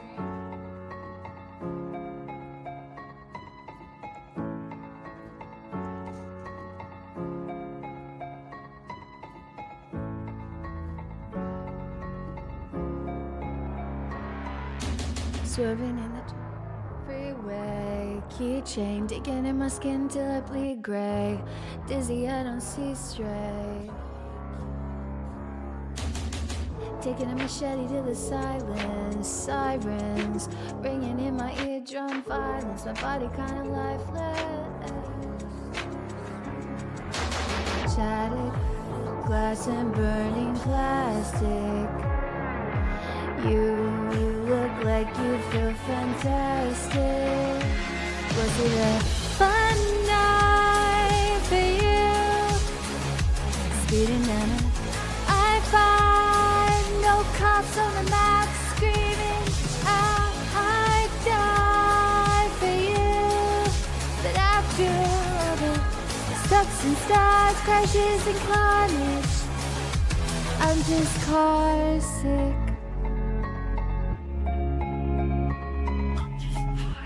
I'm just car sick. Floating 20 feet above the pavement, tasting metal on my tongue, carbon monoxide in my lungs, my eyes dilated.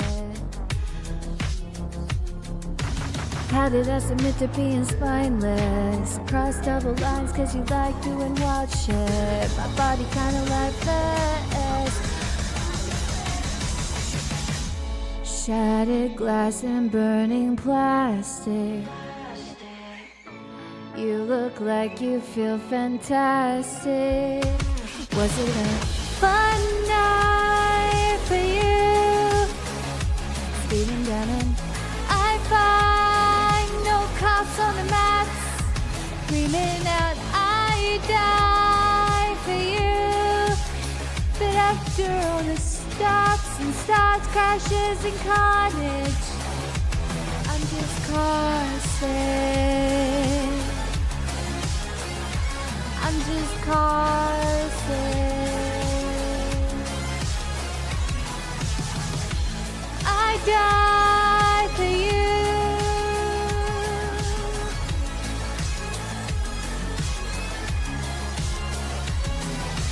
After all the stops and starts, crashes and carnage, I'm just car sick.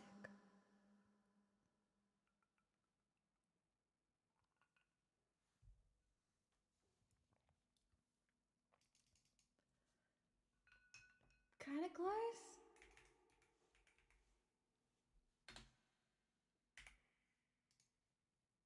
That one's called Car Sick. I love this one. Simon, thank you so much for these 2 requests to kick us off. They're very fun. Oh, Panama. Disarm you with a smile and cut you like you want me to. Cut that little child inside of me is such a part of you. Oh, oh, the years burn. Oh, oh, the years burn.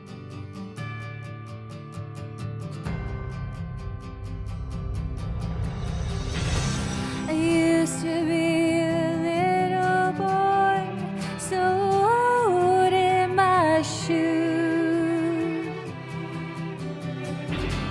And what I choose is my choice, but what's a boy supposed to do? The killer in me is the killer in you, my love. I send a smile over you.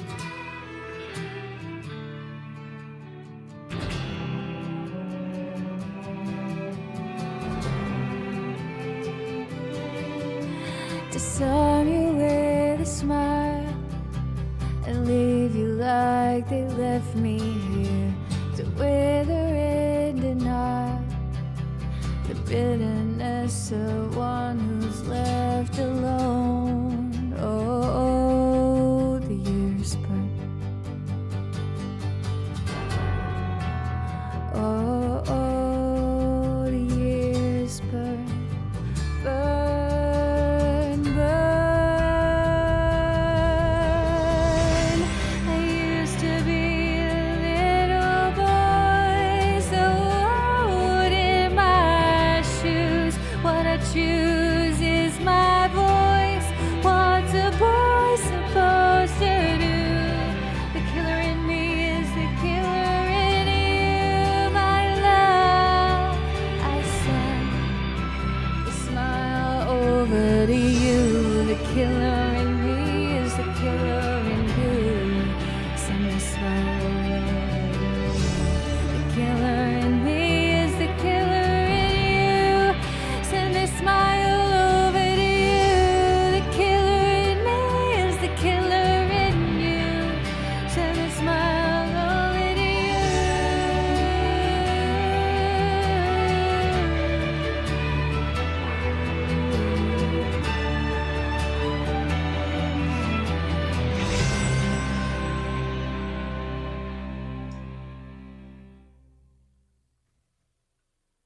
That is not how that song goes, but I love singing that song. Ah, for crying out loud. Lightning crashes by live, please.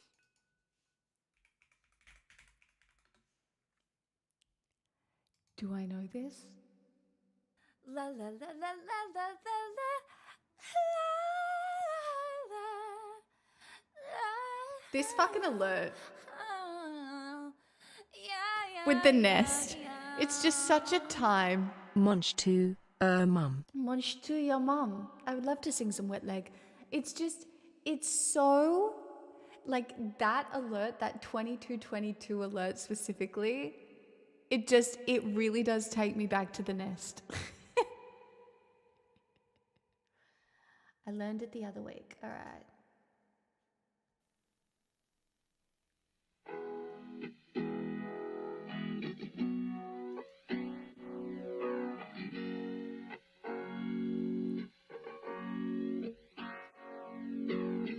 I think I remember. Do, do, do, do, do. I remember. Lightning crashes, new mother cries.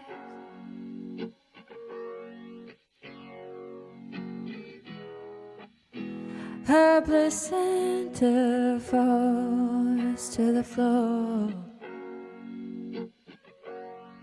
Hi, Pork. The angel opens up her eyes.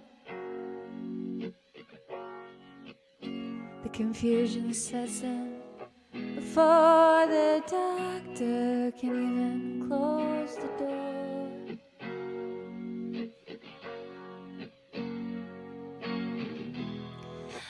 Lightning crashes and old mother dies.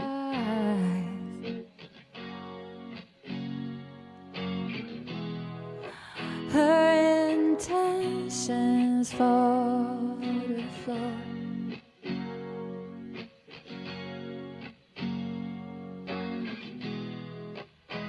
The angel closes her eyes.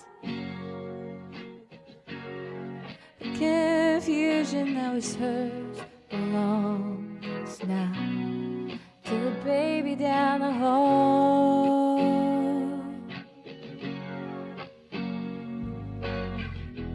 Oh, and I feel it coming back again, like a rolling thunder chasing the wind.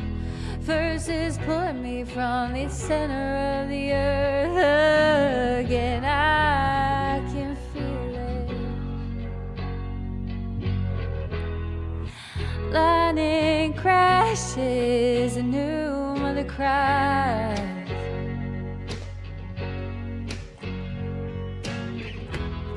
This moment she's been waiting for.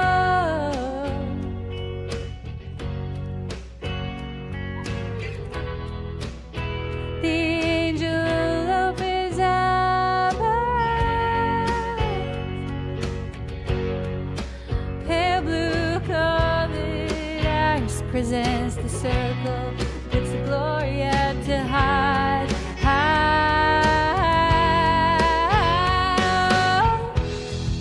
Now I feel it coming back again, like a rolling thunder chasing the wind. Forces pulling from the center of the earth again. I can feel it. I can feel it.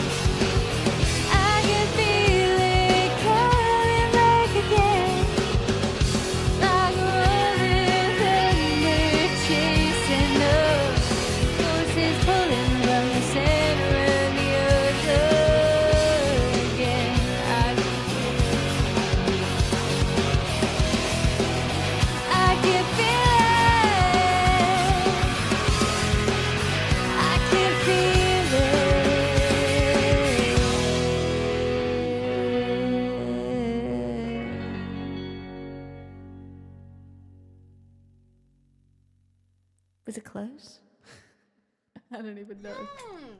Boy! Clean Bandit, I miss you. Aha. I don't remember that one. What do we got? A little bit of wet leg. Lol. Oh.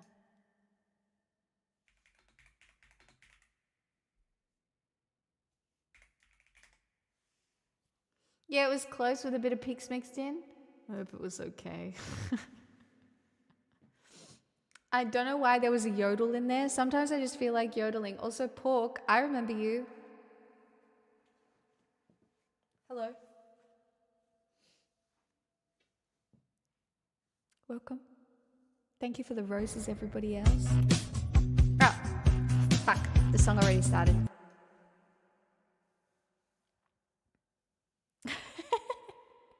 Well, we are currently opening the straight to gay.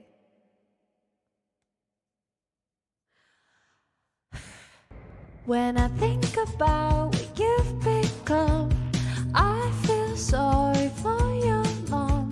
You say we're all having fun. Do you know you're not the only one? And when the lights go down on this fucking town, I know it's time to go. And when the radio plays and the static stays, yeah, I know it's time to go. I get up to go now. I give up on you now. I don't want you to want me. I need you to forget me. Yeah, I love you. That was crazy. 'Cause you just don't motivate me.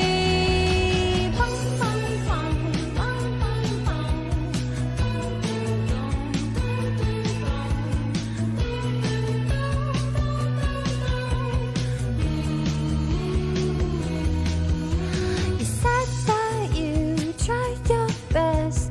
Why is this such a fucking mess? You're always so full of it. Yeah, why don't you just suck my dick? And when the lights go down on this fucking town, I know it's time to go. And when you get it, please put in mayonnaise. Yeah, I know it's time to go. I get up to go now. I give up on you now. I don't want you to want me. I need you to forget me. Yeah, I love you. That was crazy. 'Cause you just don't motivate me.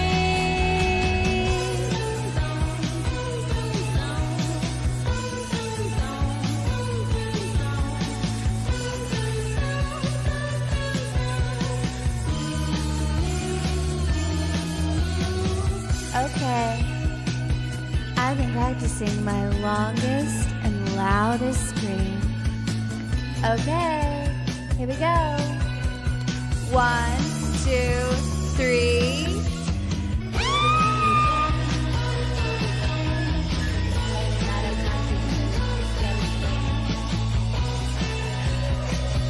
One day,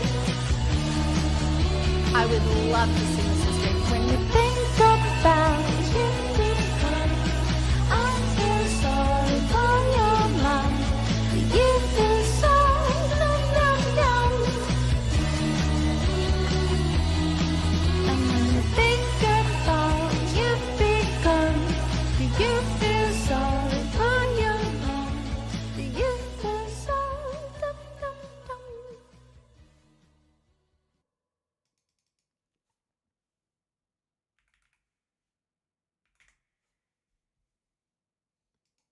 But I would love to be able to scream that at some point. Be very fun. You know?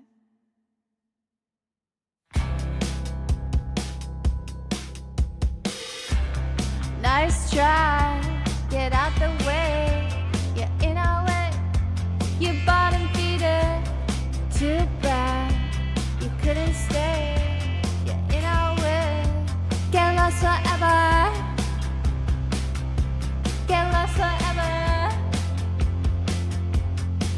lost forever.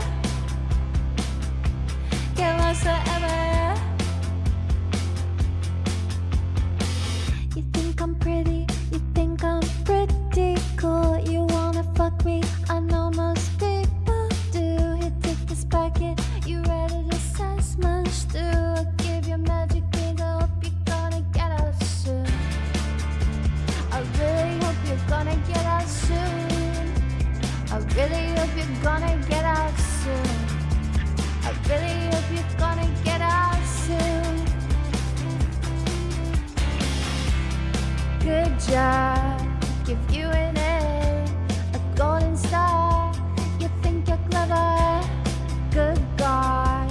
She took a break, made a mistake when she met Trevor. Get lost forever. Get lost forever.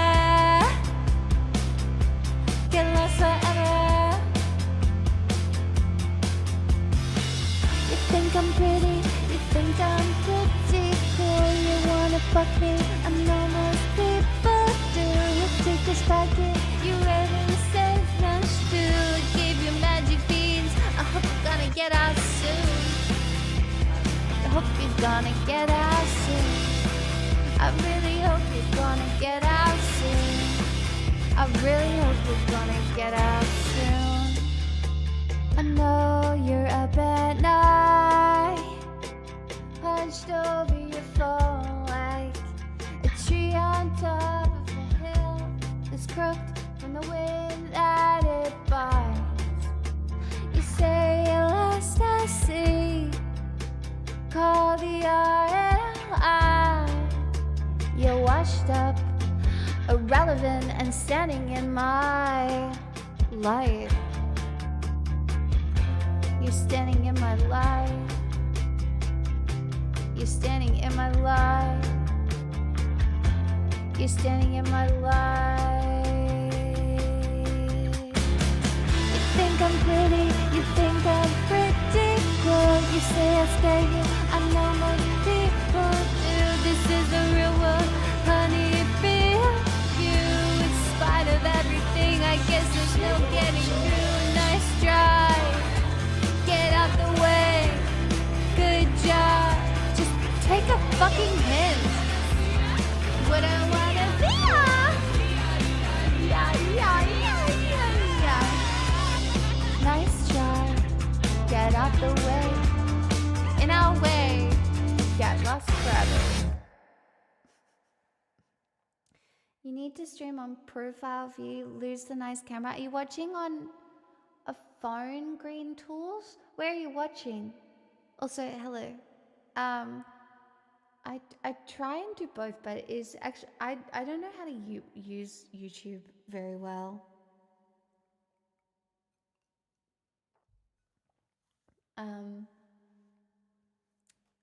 Yeah, I'm not very good at it.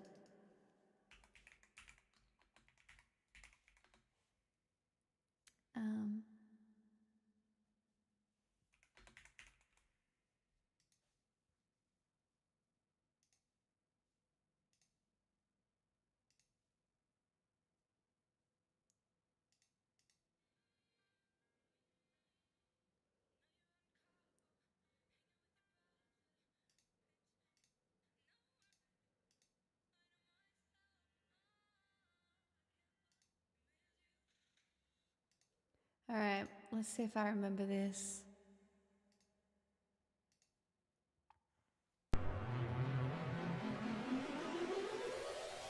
You think I'll get trolls?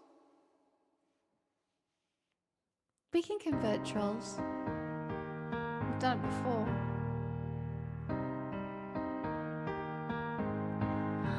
I know you're in Cabo, hanging with your brother, wishing that I was in your bottle. If I could be close to your lips again. I know you didn't call your parents and tell them that we ended, cause you know that they'd be offended. Did you not want to tell them it's the end? And I know we're not supposed to talk, but I'm getting ahead of myself. I get scared when we're not, cause I'm scared you're with somebody else. So I guess that it's gone, and I just keep lying to myself. miss you, yeah. Miss you, miss you, yeah. Miss you, I do miss you, yeah. I miss you. Don't try not to right now.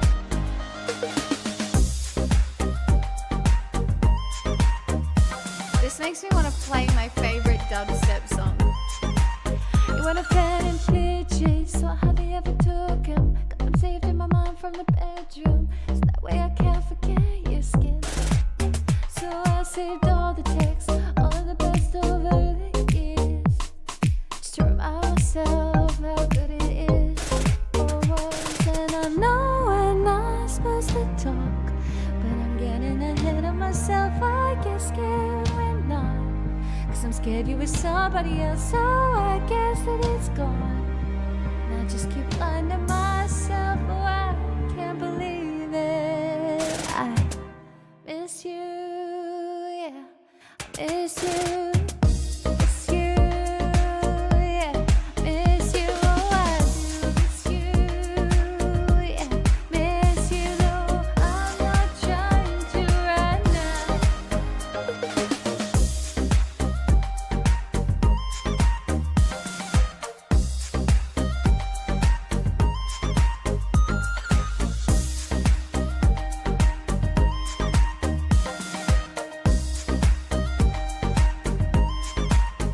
So I saved all the texts, all the best over the years, just to remind myself of how good it is. Yeah, I saved all of the text off my ex minus the tears, just to remind myself of how good it is. So it was, 'cause I miss you, yeah. Miss you. Miss you, yeah. Miss you, oh, I do miss you, yeah. Miss you. Don't try not to right now. Don't try not to right now.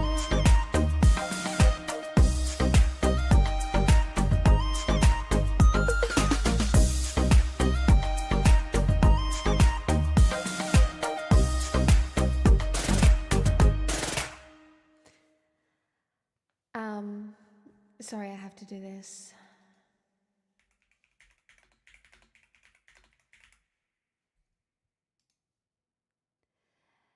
If I am ever in the worst mood, I put this song on and I dance. You gotta hear the drop.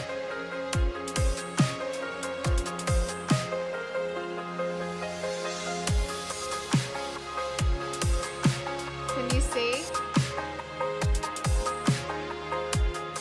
You get the same vibes as I do from this song, it seems. Really? You think that this... It's so good. Hold on. I have played this so many times for people because it's one of my favorite. Like, I don't like all that much melodic dubstep, but this one is spooky.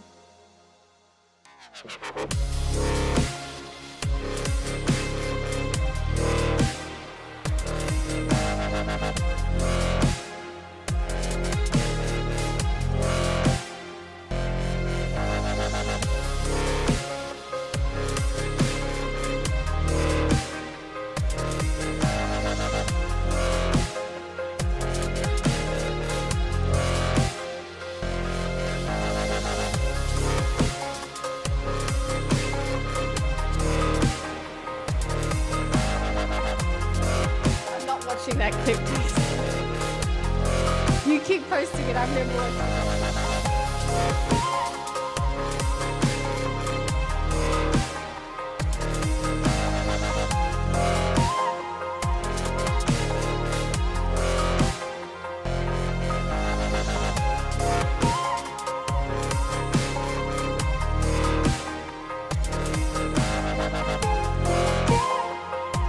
Anyway, you kind of get the gist. You get the gist. It's my favorite one.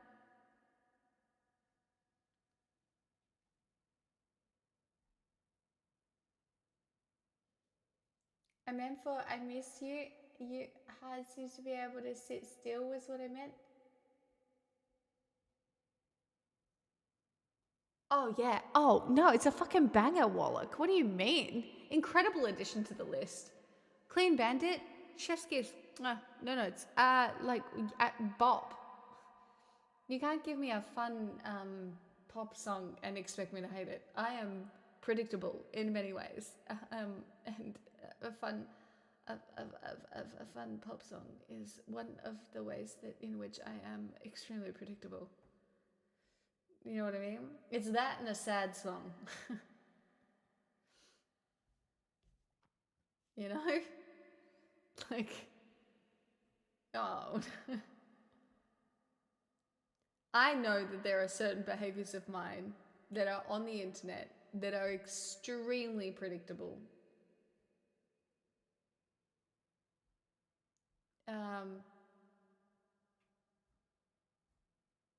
You know?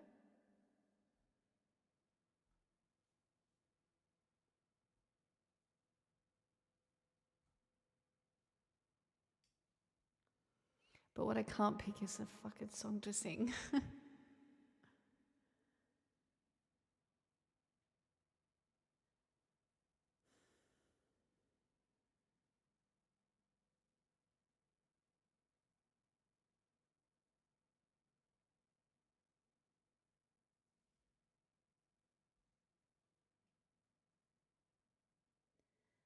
You have such a funny way of saying I love you.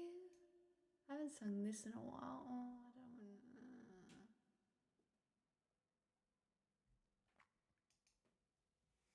don't want. What about this? I know you're not the sharpest tool in the shed. We had sex, I met your best friend. Then a bird flies by, you forget. I don't hear a word till your guilt creeps in. On a Tuesday, send a soft hey, as if you really don't recall the time we were going right, then you took a left me with a lot of shit to second guess I wasted another year on wondering if that was casual, then I'm an idiot. I'm looking for an answer in between the lines, lying to yourself if you think we're fine. You're confused and I'm upset, but we never talk about it. We never talk about it. We never talk about it.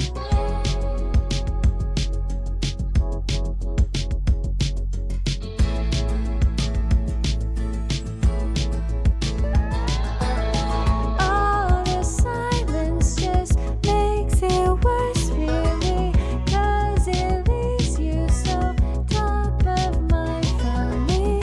All the silence is just your strategy, 'cause it leaves you so top of my family. We never talk about how you found God at your ex's house. Always made sure that the phone was face down. Seems like overnight I'm just a bitch you hate. We never talk it through how you guilt trip me to open up to you. Then you logged out, leaving me dumbfounded. We were going right, then you took a left me with a lot of shit to second guess I wasted all the year on wondering if that was casual, then I'm an idiot. I'm looking for an answer in between the lines, lying to yourself if you think we're fine. You're confused and I'm upset, but we never talk about it. We never talk about it. We never talk about it. We never.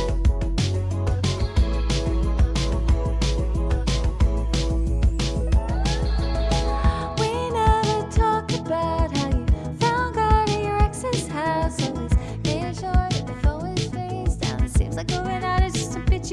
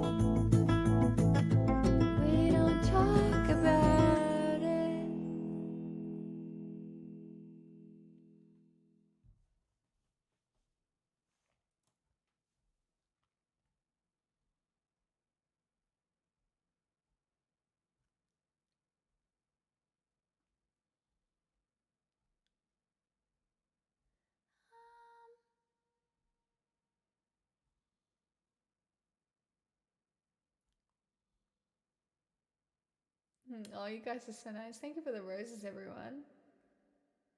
Thank you for the follow as well. I'm very grateful. Welcome.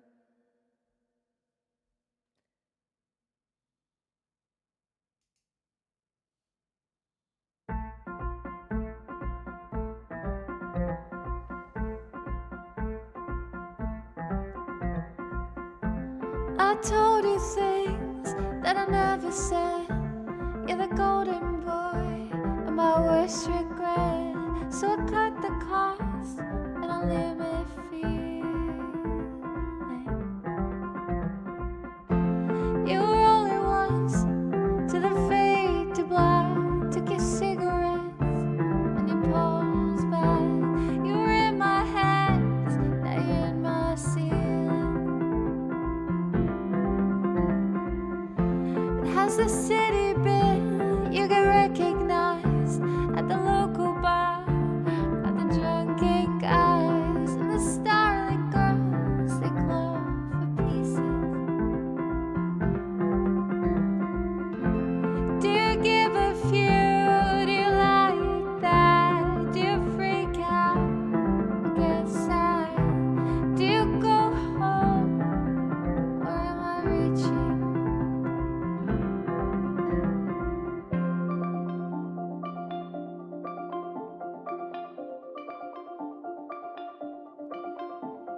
Hey, wait, guess what? Yesterday I stopped and played it safe instead of walking straight to you to say, stay, never mind, okay, don't mean it, plus you've changed, not much, but just enough to throw away.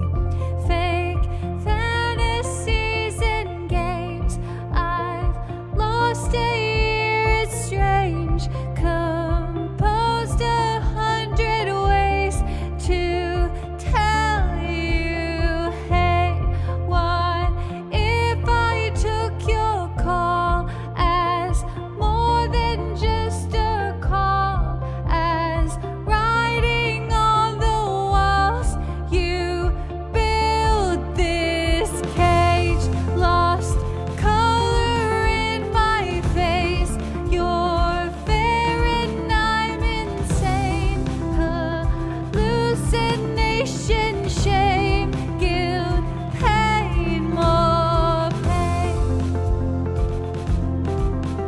more pain, more pain,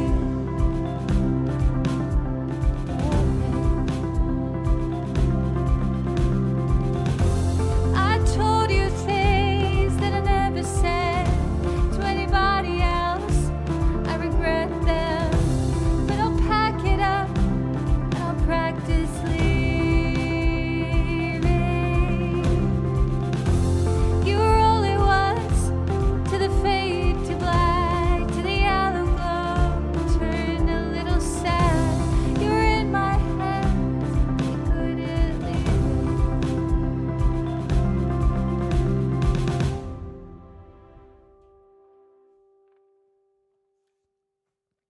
Thank you for the roses. Arclight, you put that one on the list, didn't you?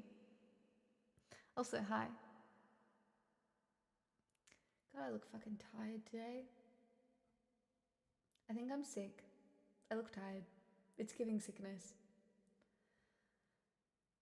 I hope not, because that would suck. No, it was on before. I just requested it a while ago. For some reason in my head.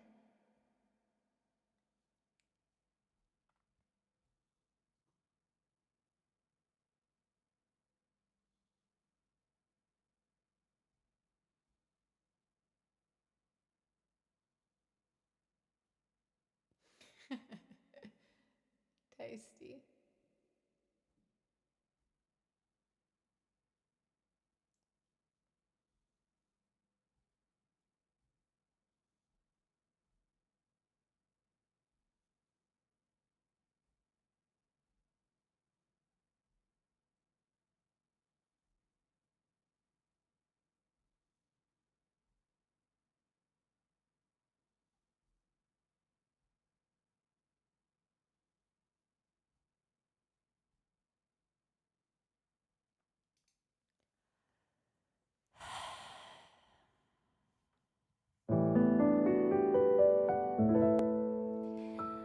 It's times like these, wish I had a time machine so I could see what you did. October 13th at 10:15. Were you really asleep? Were you lying to me and the family? There's no us in us when I'm lacking trust. You wanna discuss her, you discuss me. Don't make me cuss you out. Why'd you let me down? Don't say sorry now. And thanks to you, I can love right. I get nice guys and villainize them. Read their texts like they're having sex right now. Scared I'll find out that it's true. And if I do, then I blame you for every worst that I issue. When I'm 45, someone calls me their wife and he fucks our lives in one selfish night. Don't think I'll find forgiveness as fast as mom did. And God, I love you, but you're such a dipshit. Please fucking fix this, 'cause you were all I looked up to. Now I can't even look at you.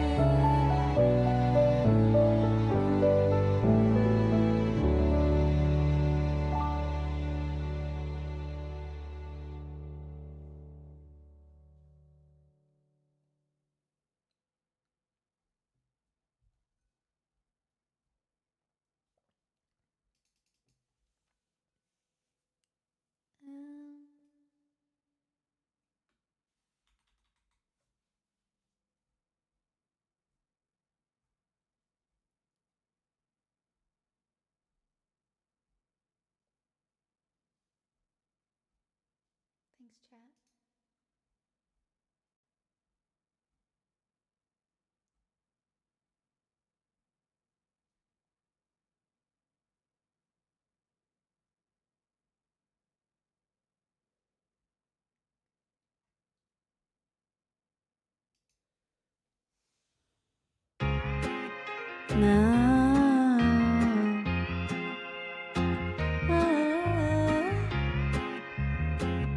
She's much better ever. Think I only want one number in my phone. I'm a ginger contact and don't leave me alone. You said you like my eyes and you like to make them roll. Treat me like a queen, now you got me feeling drawn. But I can't help myself when you get close to me. Maybe my tongue goes numb, sounds like bleed, bleed, bleed. I don't want no one else, baby I'm in too deep. This little song I wrote, it's about you and me. I'll be honest, looking at you got me thinking nonsense. Cobwebs in my stomach when you walk in. When you got your arms around me, oh it feels so good. I had to jump the octave. I think I got an exit, I forgot it. And I can't find my chill, I must have lost it. I don't even know I'm talking nonsense. I'm talking all around the clock. I'm talking hope nobody knocks. I'm talking opposite of south. I'm talking wild, wild thoughts. You gotta keep up with me. I got some young energy. I call the LOVE. How you do it to me? But I can't help myself when you get close to me. Baby, my tongue goes numb. Sounds like baby, baby. I don't want no one else. Baby, I'm in too deep. This is a song I wrote. It's about you and me. I'll be honest, looking at you got me thinking nonsense. Cobwebs in my stomach when you walk in. When you got your arms around me, oh it feels so good. I had to join the octave. I think I got an exit, I forgot it. I can't find my chill, I must have lost it. I don't even know I'm talking nonsense. I'm talking.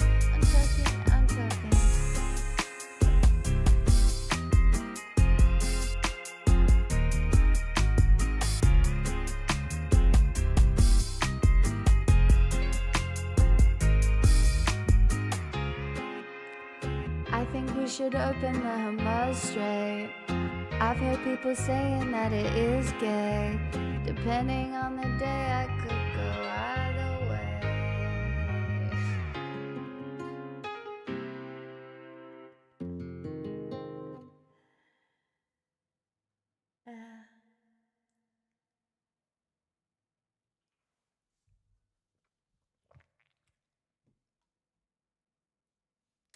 You're welcome. We've all missed Sabrina's nonsense outros, and I just gave you one. So you're fucking welcome. It could have been better, but look, for off the cuff, not too bad. Boy! April's secret, Tasty's hoarding item of choice salad creme. Huh? What? Power games I can't win. April's secret tasting hoarding item of choice salad cream. What? Huh? What? Huh? What? Huh? What is going on? Chat, are there wars going on that I don't know about? What is happening?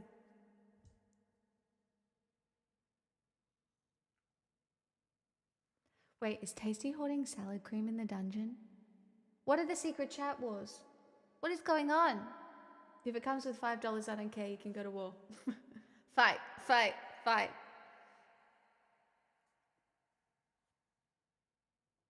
But it has to be sexy. It has to be sexy fighting. I don't want actual violent fighting. It has to be like sexy. Not like the motorbike show sexy. But do you know what I mean? They wouldn't be secret if we told you. The only war I'm involved in is the one about the control of the Strait of Hamas. The Strait of Hummus. That's funny.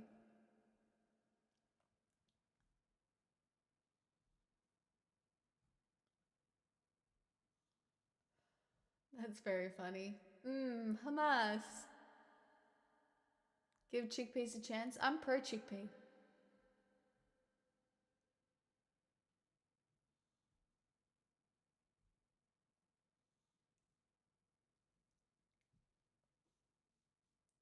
I'm pro chickpea.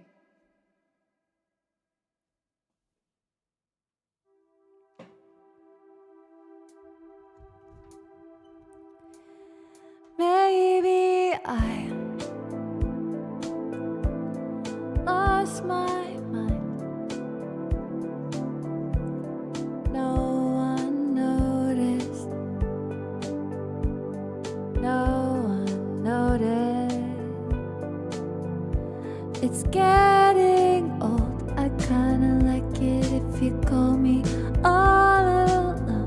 'Cause I'm so over being lonely. May have lost. I need a virtual connection. I have lost it. Be my video obsession.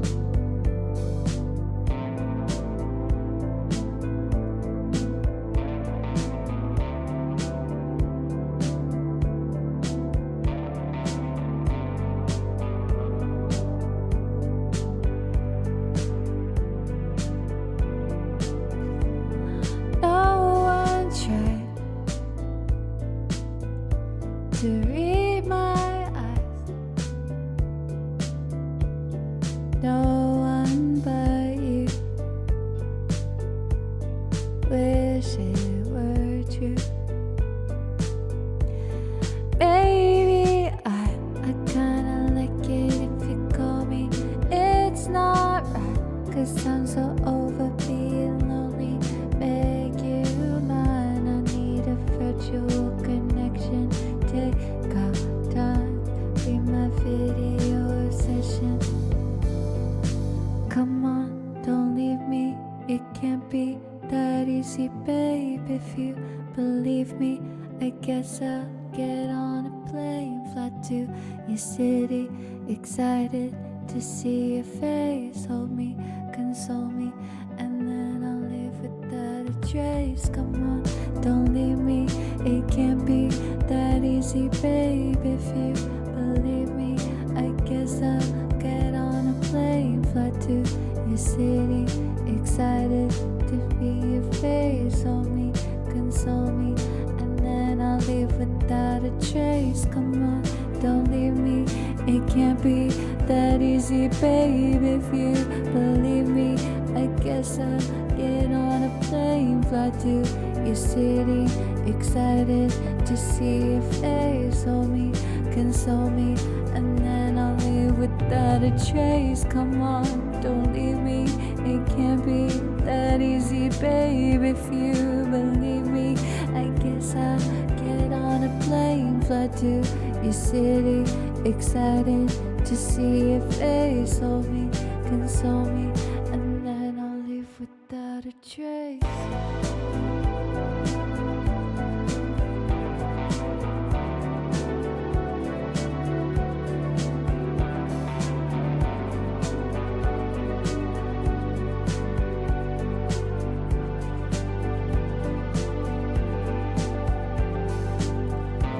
Kinda like it if you call me, 'cause I'm so over being lonely. I need a virtual connection. Be my video session. Hi Nick, hi Samurai, by the way, welcome on in.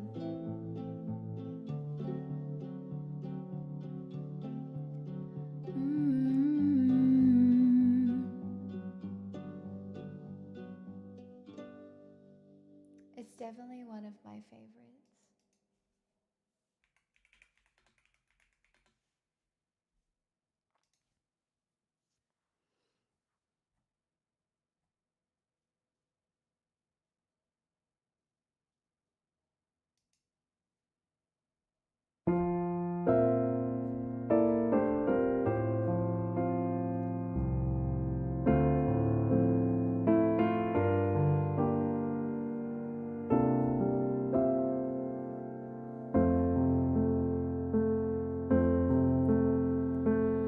Moon river wider than a mile.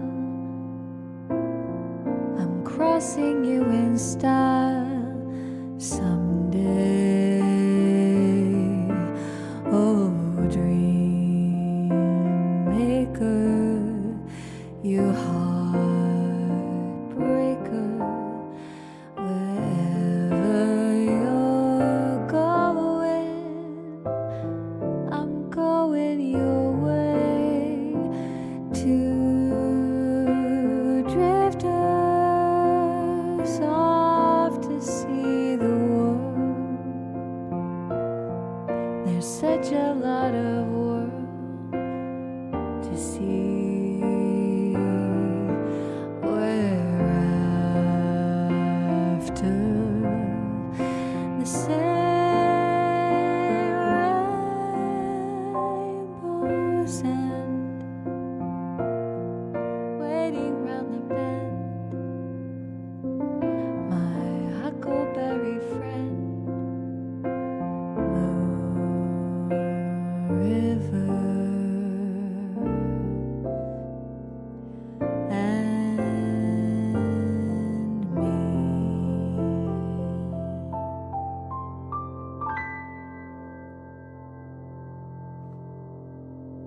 I love that one.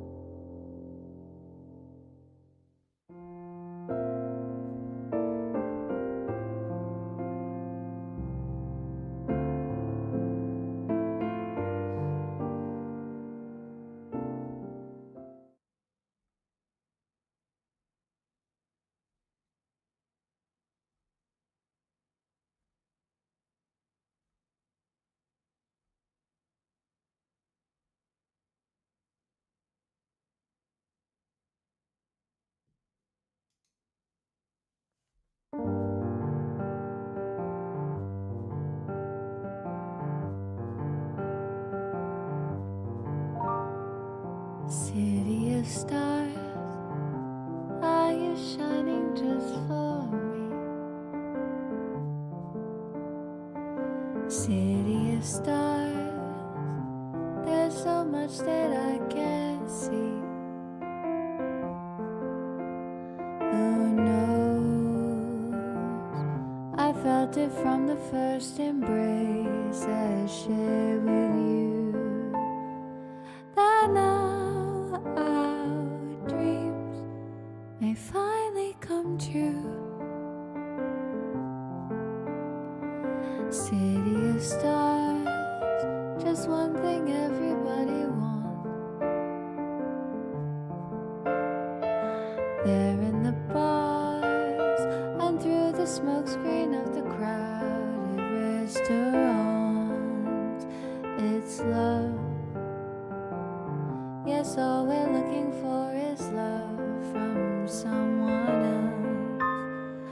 A rush, a glance, a touch, a dance, a look in somebody's eyes, to light up the skies, to open a world and send it reeling. A voice that says I'll be here and you'll be alright.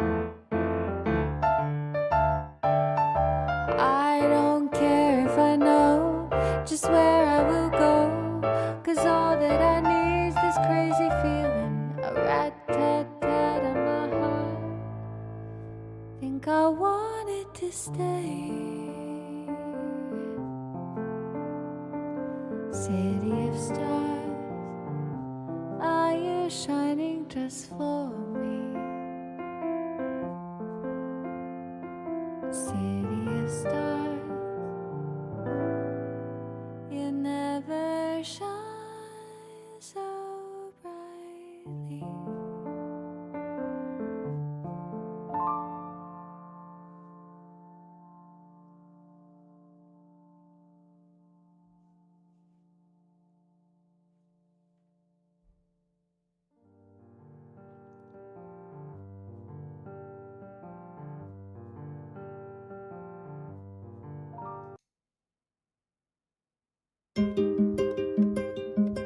I think you're in love with somebody else. Felt you pull away, and now I'm blaming myself. You keep me in the dark. Tell yourself it's kind. Protect me from the pain. Meanwhile, I'm losing my mind. Look at my reflection. I feel so drawn, so old. I booked myself a facelift, wondering how long it might hold. I gave you all my power, how I'm seen through your eyes, through your eyes. But you give me just enough hope to hold on to nothing. But you give me just enough hope to hold on to nothing.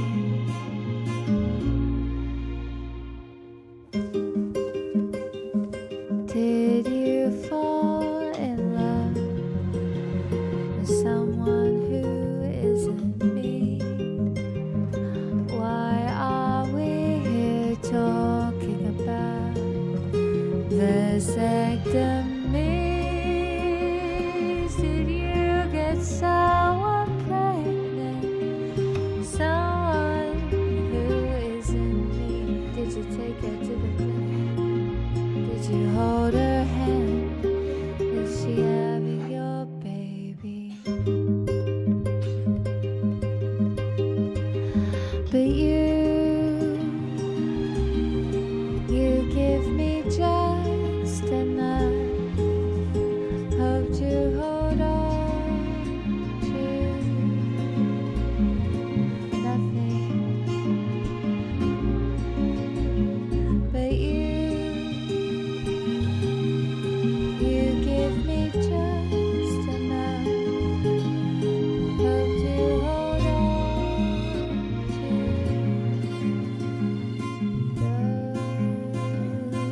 you.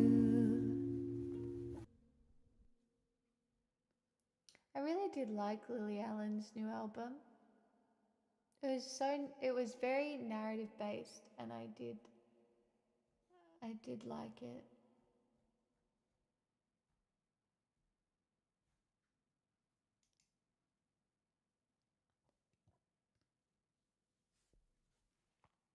Thank you for the roses.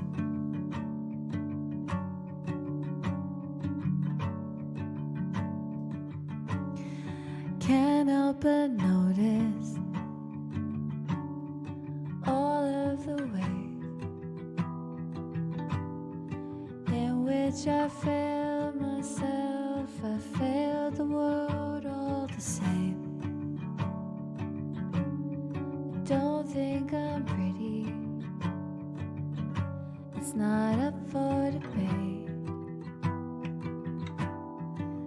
woman's best currency is her body, not her brain. Thanks, Tommy. And they try to tell me I'm wrong, but mirrors tell lies to me. My mind just plays along. The world is a sick place, at least for a girl. The people want beauty, skinny always wins, and I don't have enough of it. I'll never have enough of it.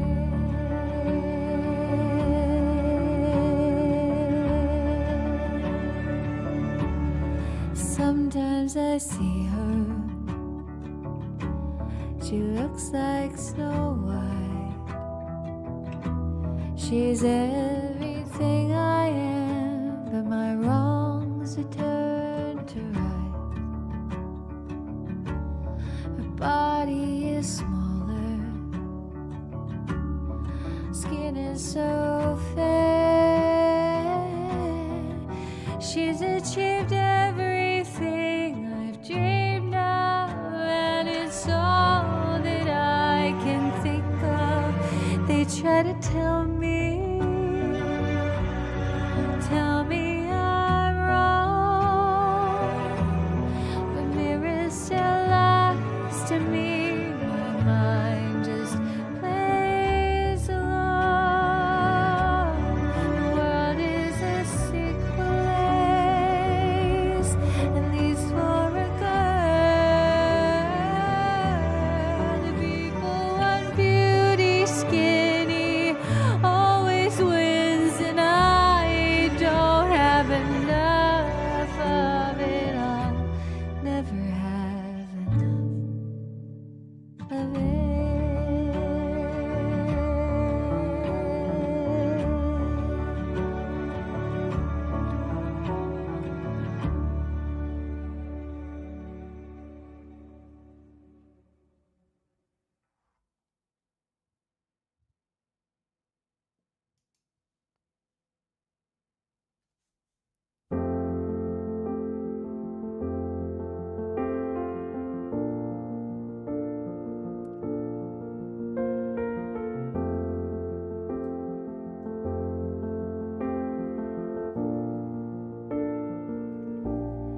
How do you know if you've done everything right? Is it the love you have at hand, or the cash you kiss at night? How do you know if it was worth it in the end? Did every second really count, or were there some you should have spent on anything but anyone you love? Was this the life that you were dreaming of? A movie night, a yellow light, you're slowing down, and days are adding up. So don't waste the time you have waiting for time to pass. It's only a lifetime, it's only a while. It's not worth the anger you felt as a child. Don't waste the time you have waiting for time to pass. It's only a lifetime, it's not long enough.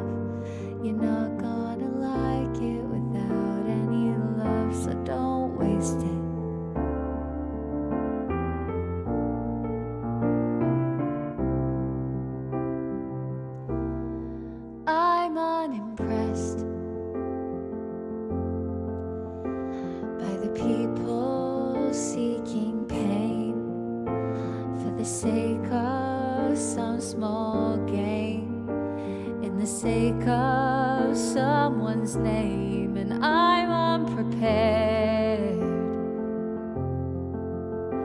for my loved ones to be gone. Call them way too often now. Worry way too much about mom, so don't waste the time you have waiting for time to pass. It's only a lifetime, it's only a while. It's not worth the anger you felt as a child. Don't waste the time you have waiting for time to pass. It's only a lifetime, that's not long enough. You're not gonna like it without any love, so don't waste it.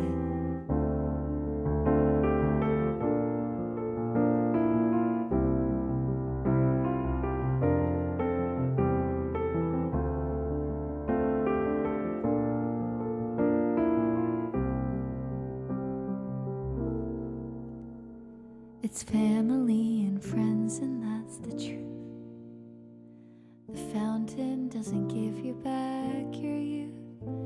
It's staying up too late at night and laughing under kitchen lights so hard you start to cry. Don't waste the time you have waiting for time to pass. It's only a lifetime, that's not long enough. You're not gonna like it without any love, so don't waste it.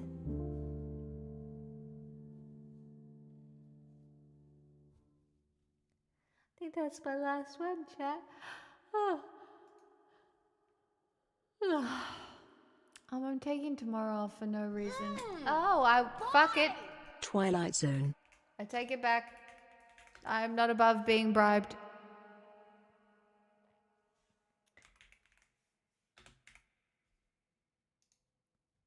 No, Cuba, don't you apologize for giving me money. Are you kidding me? Absolutely not. What do you mean? I haven't even hit the goal. Thank you. Bribery? On my Monday? I love it. Stop. I love it. And I love this song. So... did I dream the whole thing? Was I just a nightmare? Different dimensions, stuck in the twilight zone. Is this a black and white scene? If so, then I'm in the gray one. Hope you win for best actor, 'cause I had you completely wrong. Does she know you're not who you say you are? 'Cause I might give her a call. Or was that just not me at all? And it's not like I'm still not over you. It's so strange, this I never do. Not that I miss you, I don't. Sometimes I just can't believe you happen. It's not like I'd ever change a thing, 'cause I'm right here where I'm meant to be. Not that I call you, I won't. Sometimes I just can't believe you happen.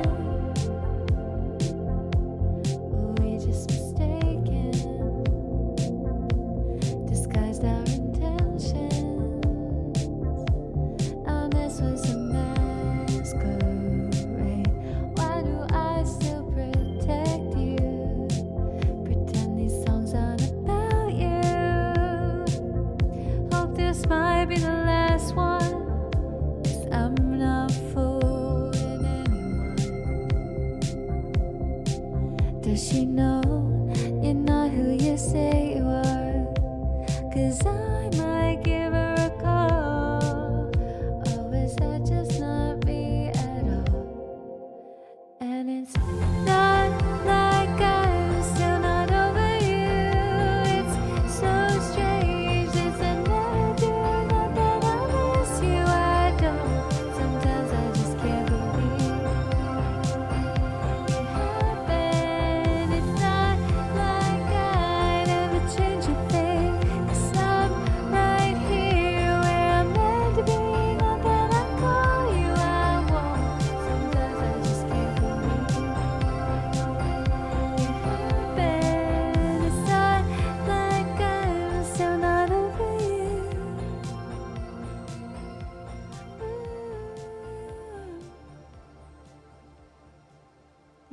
Hoover.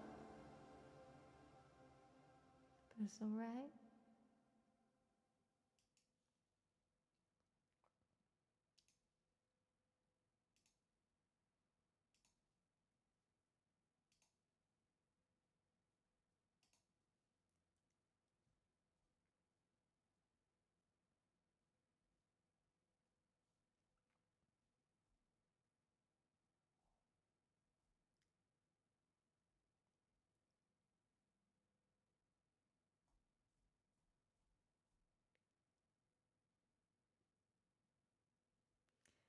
Jimmy, I'm sorry. I think I'm gonna go eat dinner and cuddle my dog. I'm back Tuesday, Wednesday. No. Wednesday, Thursday. And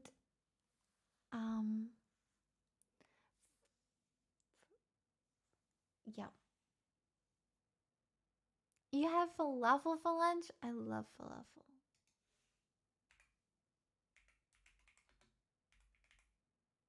Fuck, how do I spell Sid's name? Vieira. I feel like that's right. Please. Invalid username. Fuck me. Sid. I before E except after C? Slay. Sid is playing Valorant if you would like to go and hang out with her. I don't know, chat. There's a chance. I don't know. If I'm not, no, I will take tomorrow off. I'm taking it off. Even if I want to work, I'm taking it off. Maybe I'll play video games during the day, though. Be kind to yourself, chat and streamer. I have learned this from no one. You're stealing my outro, Warlock. How dare. Now, well, I've got nothing to say. I don't know. If I'm in like a day off mood, I might do a little gaming stream during the day. Maybe. Perhaps. I don't know. We'll see. Because I don't know. No Man's Sky was kind of fun. That isn't a day off. It is because I don't make any money. Okay? And that's silly.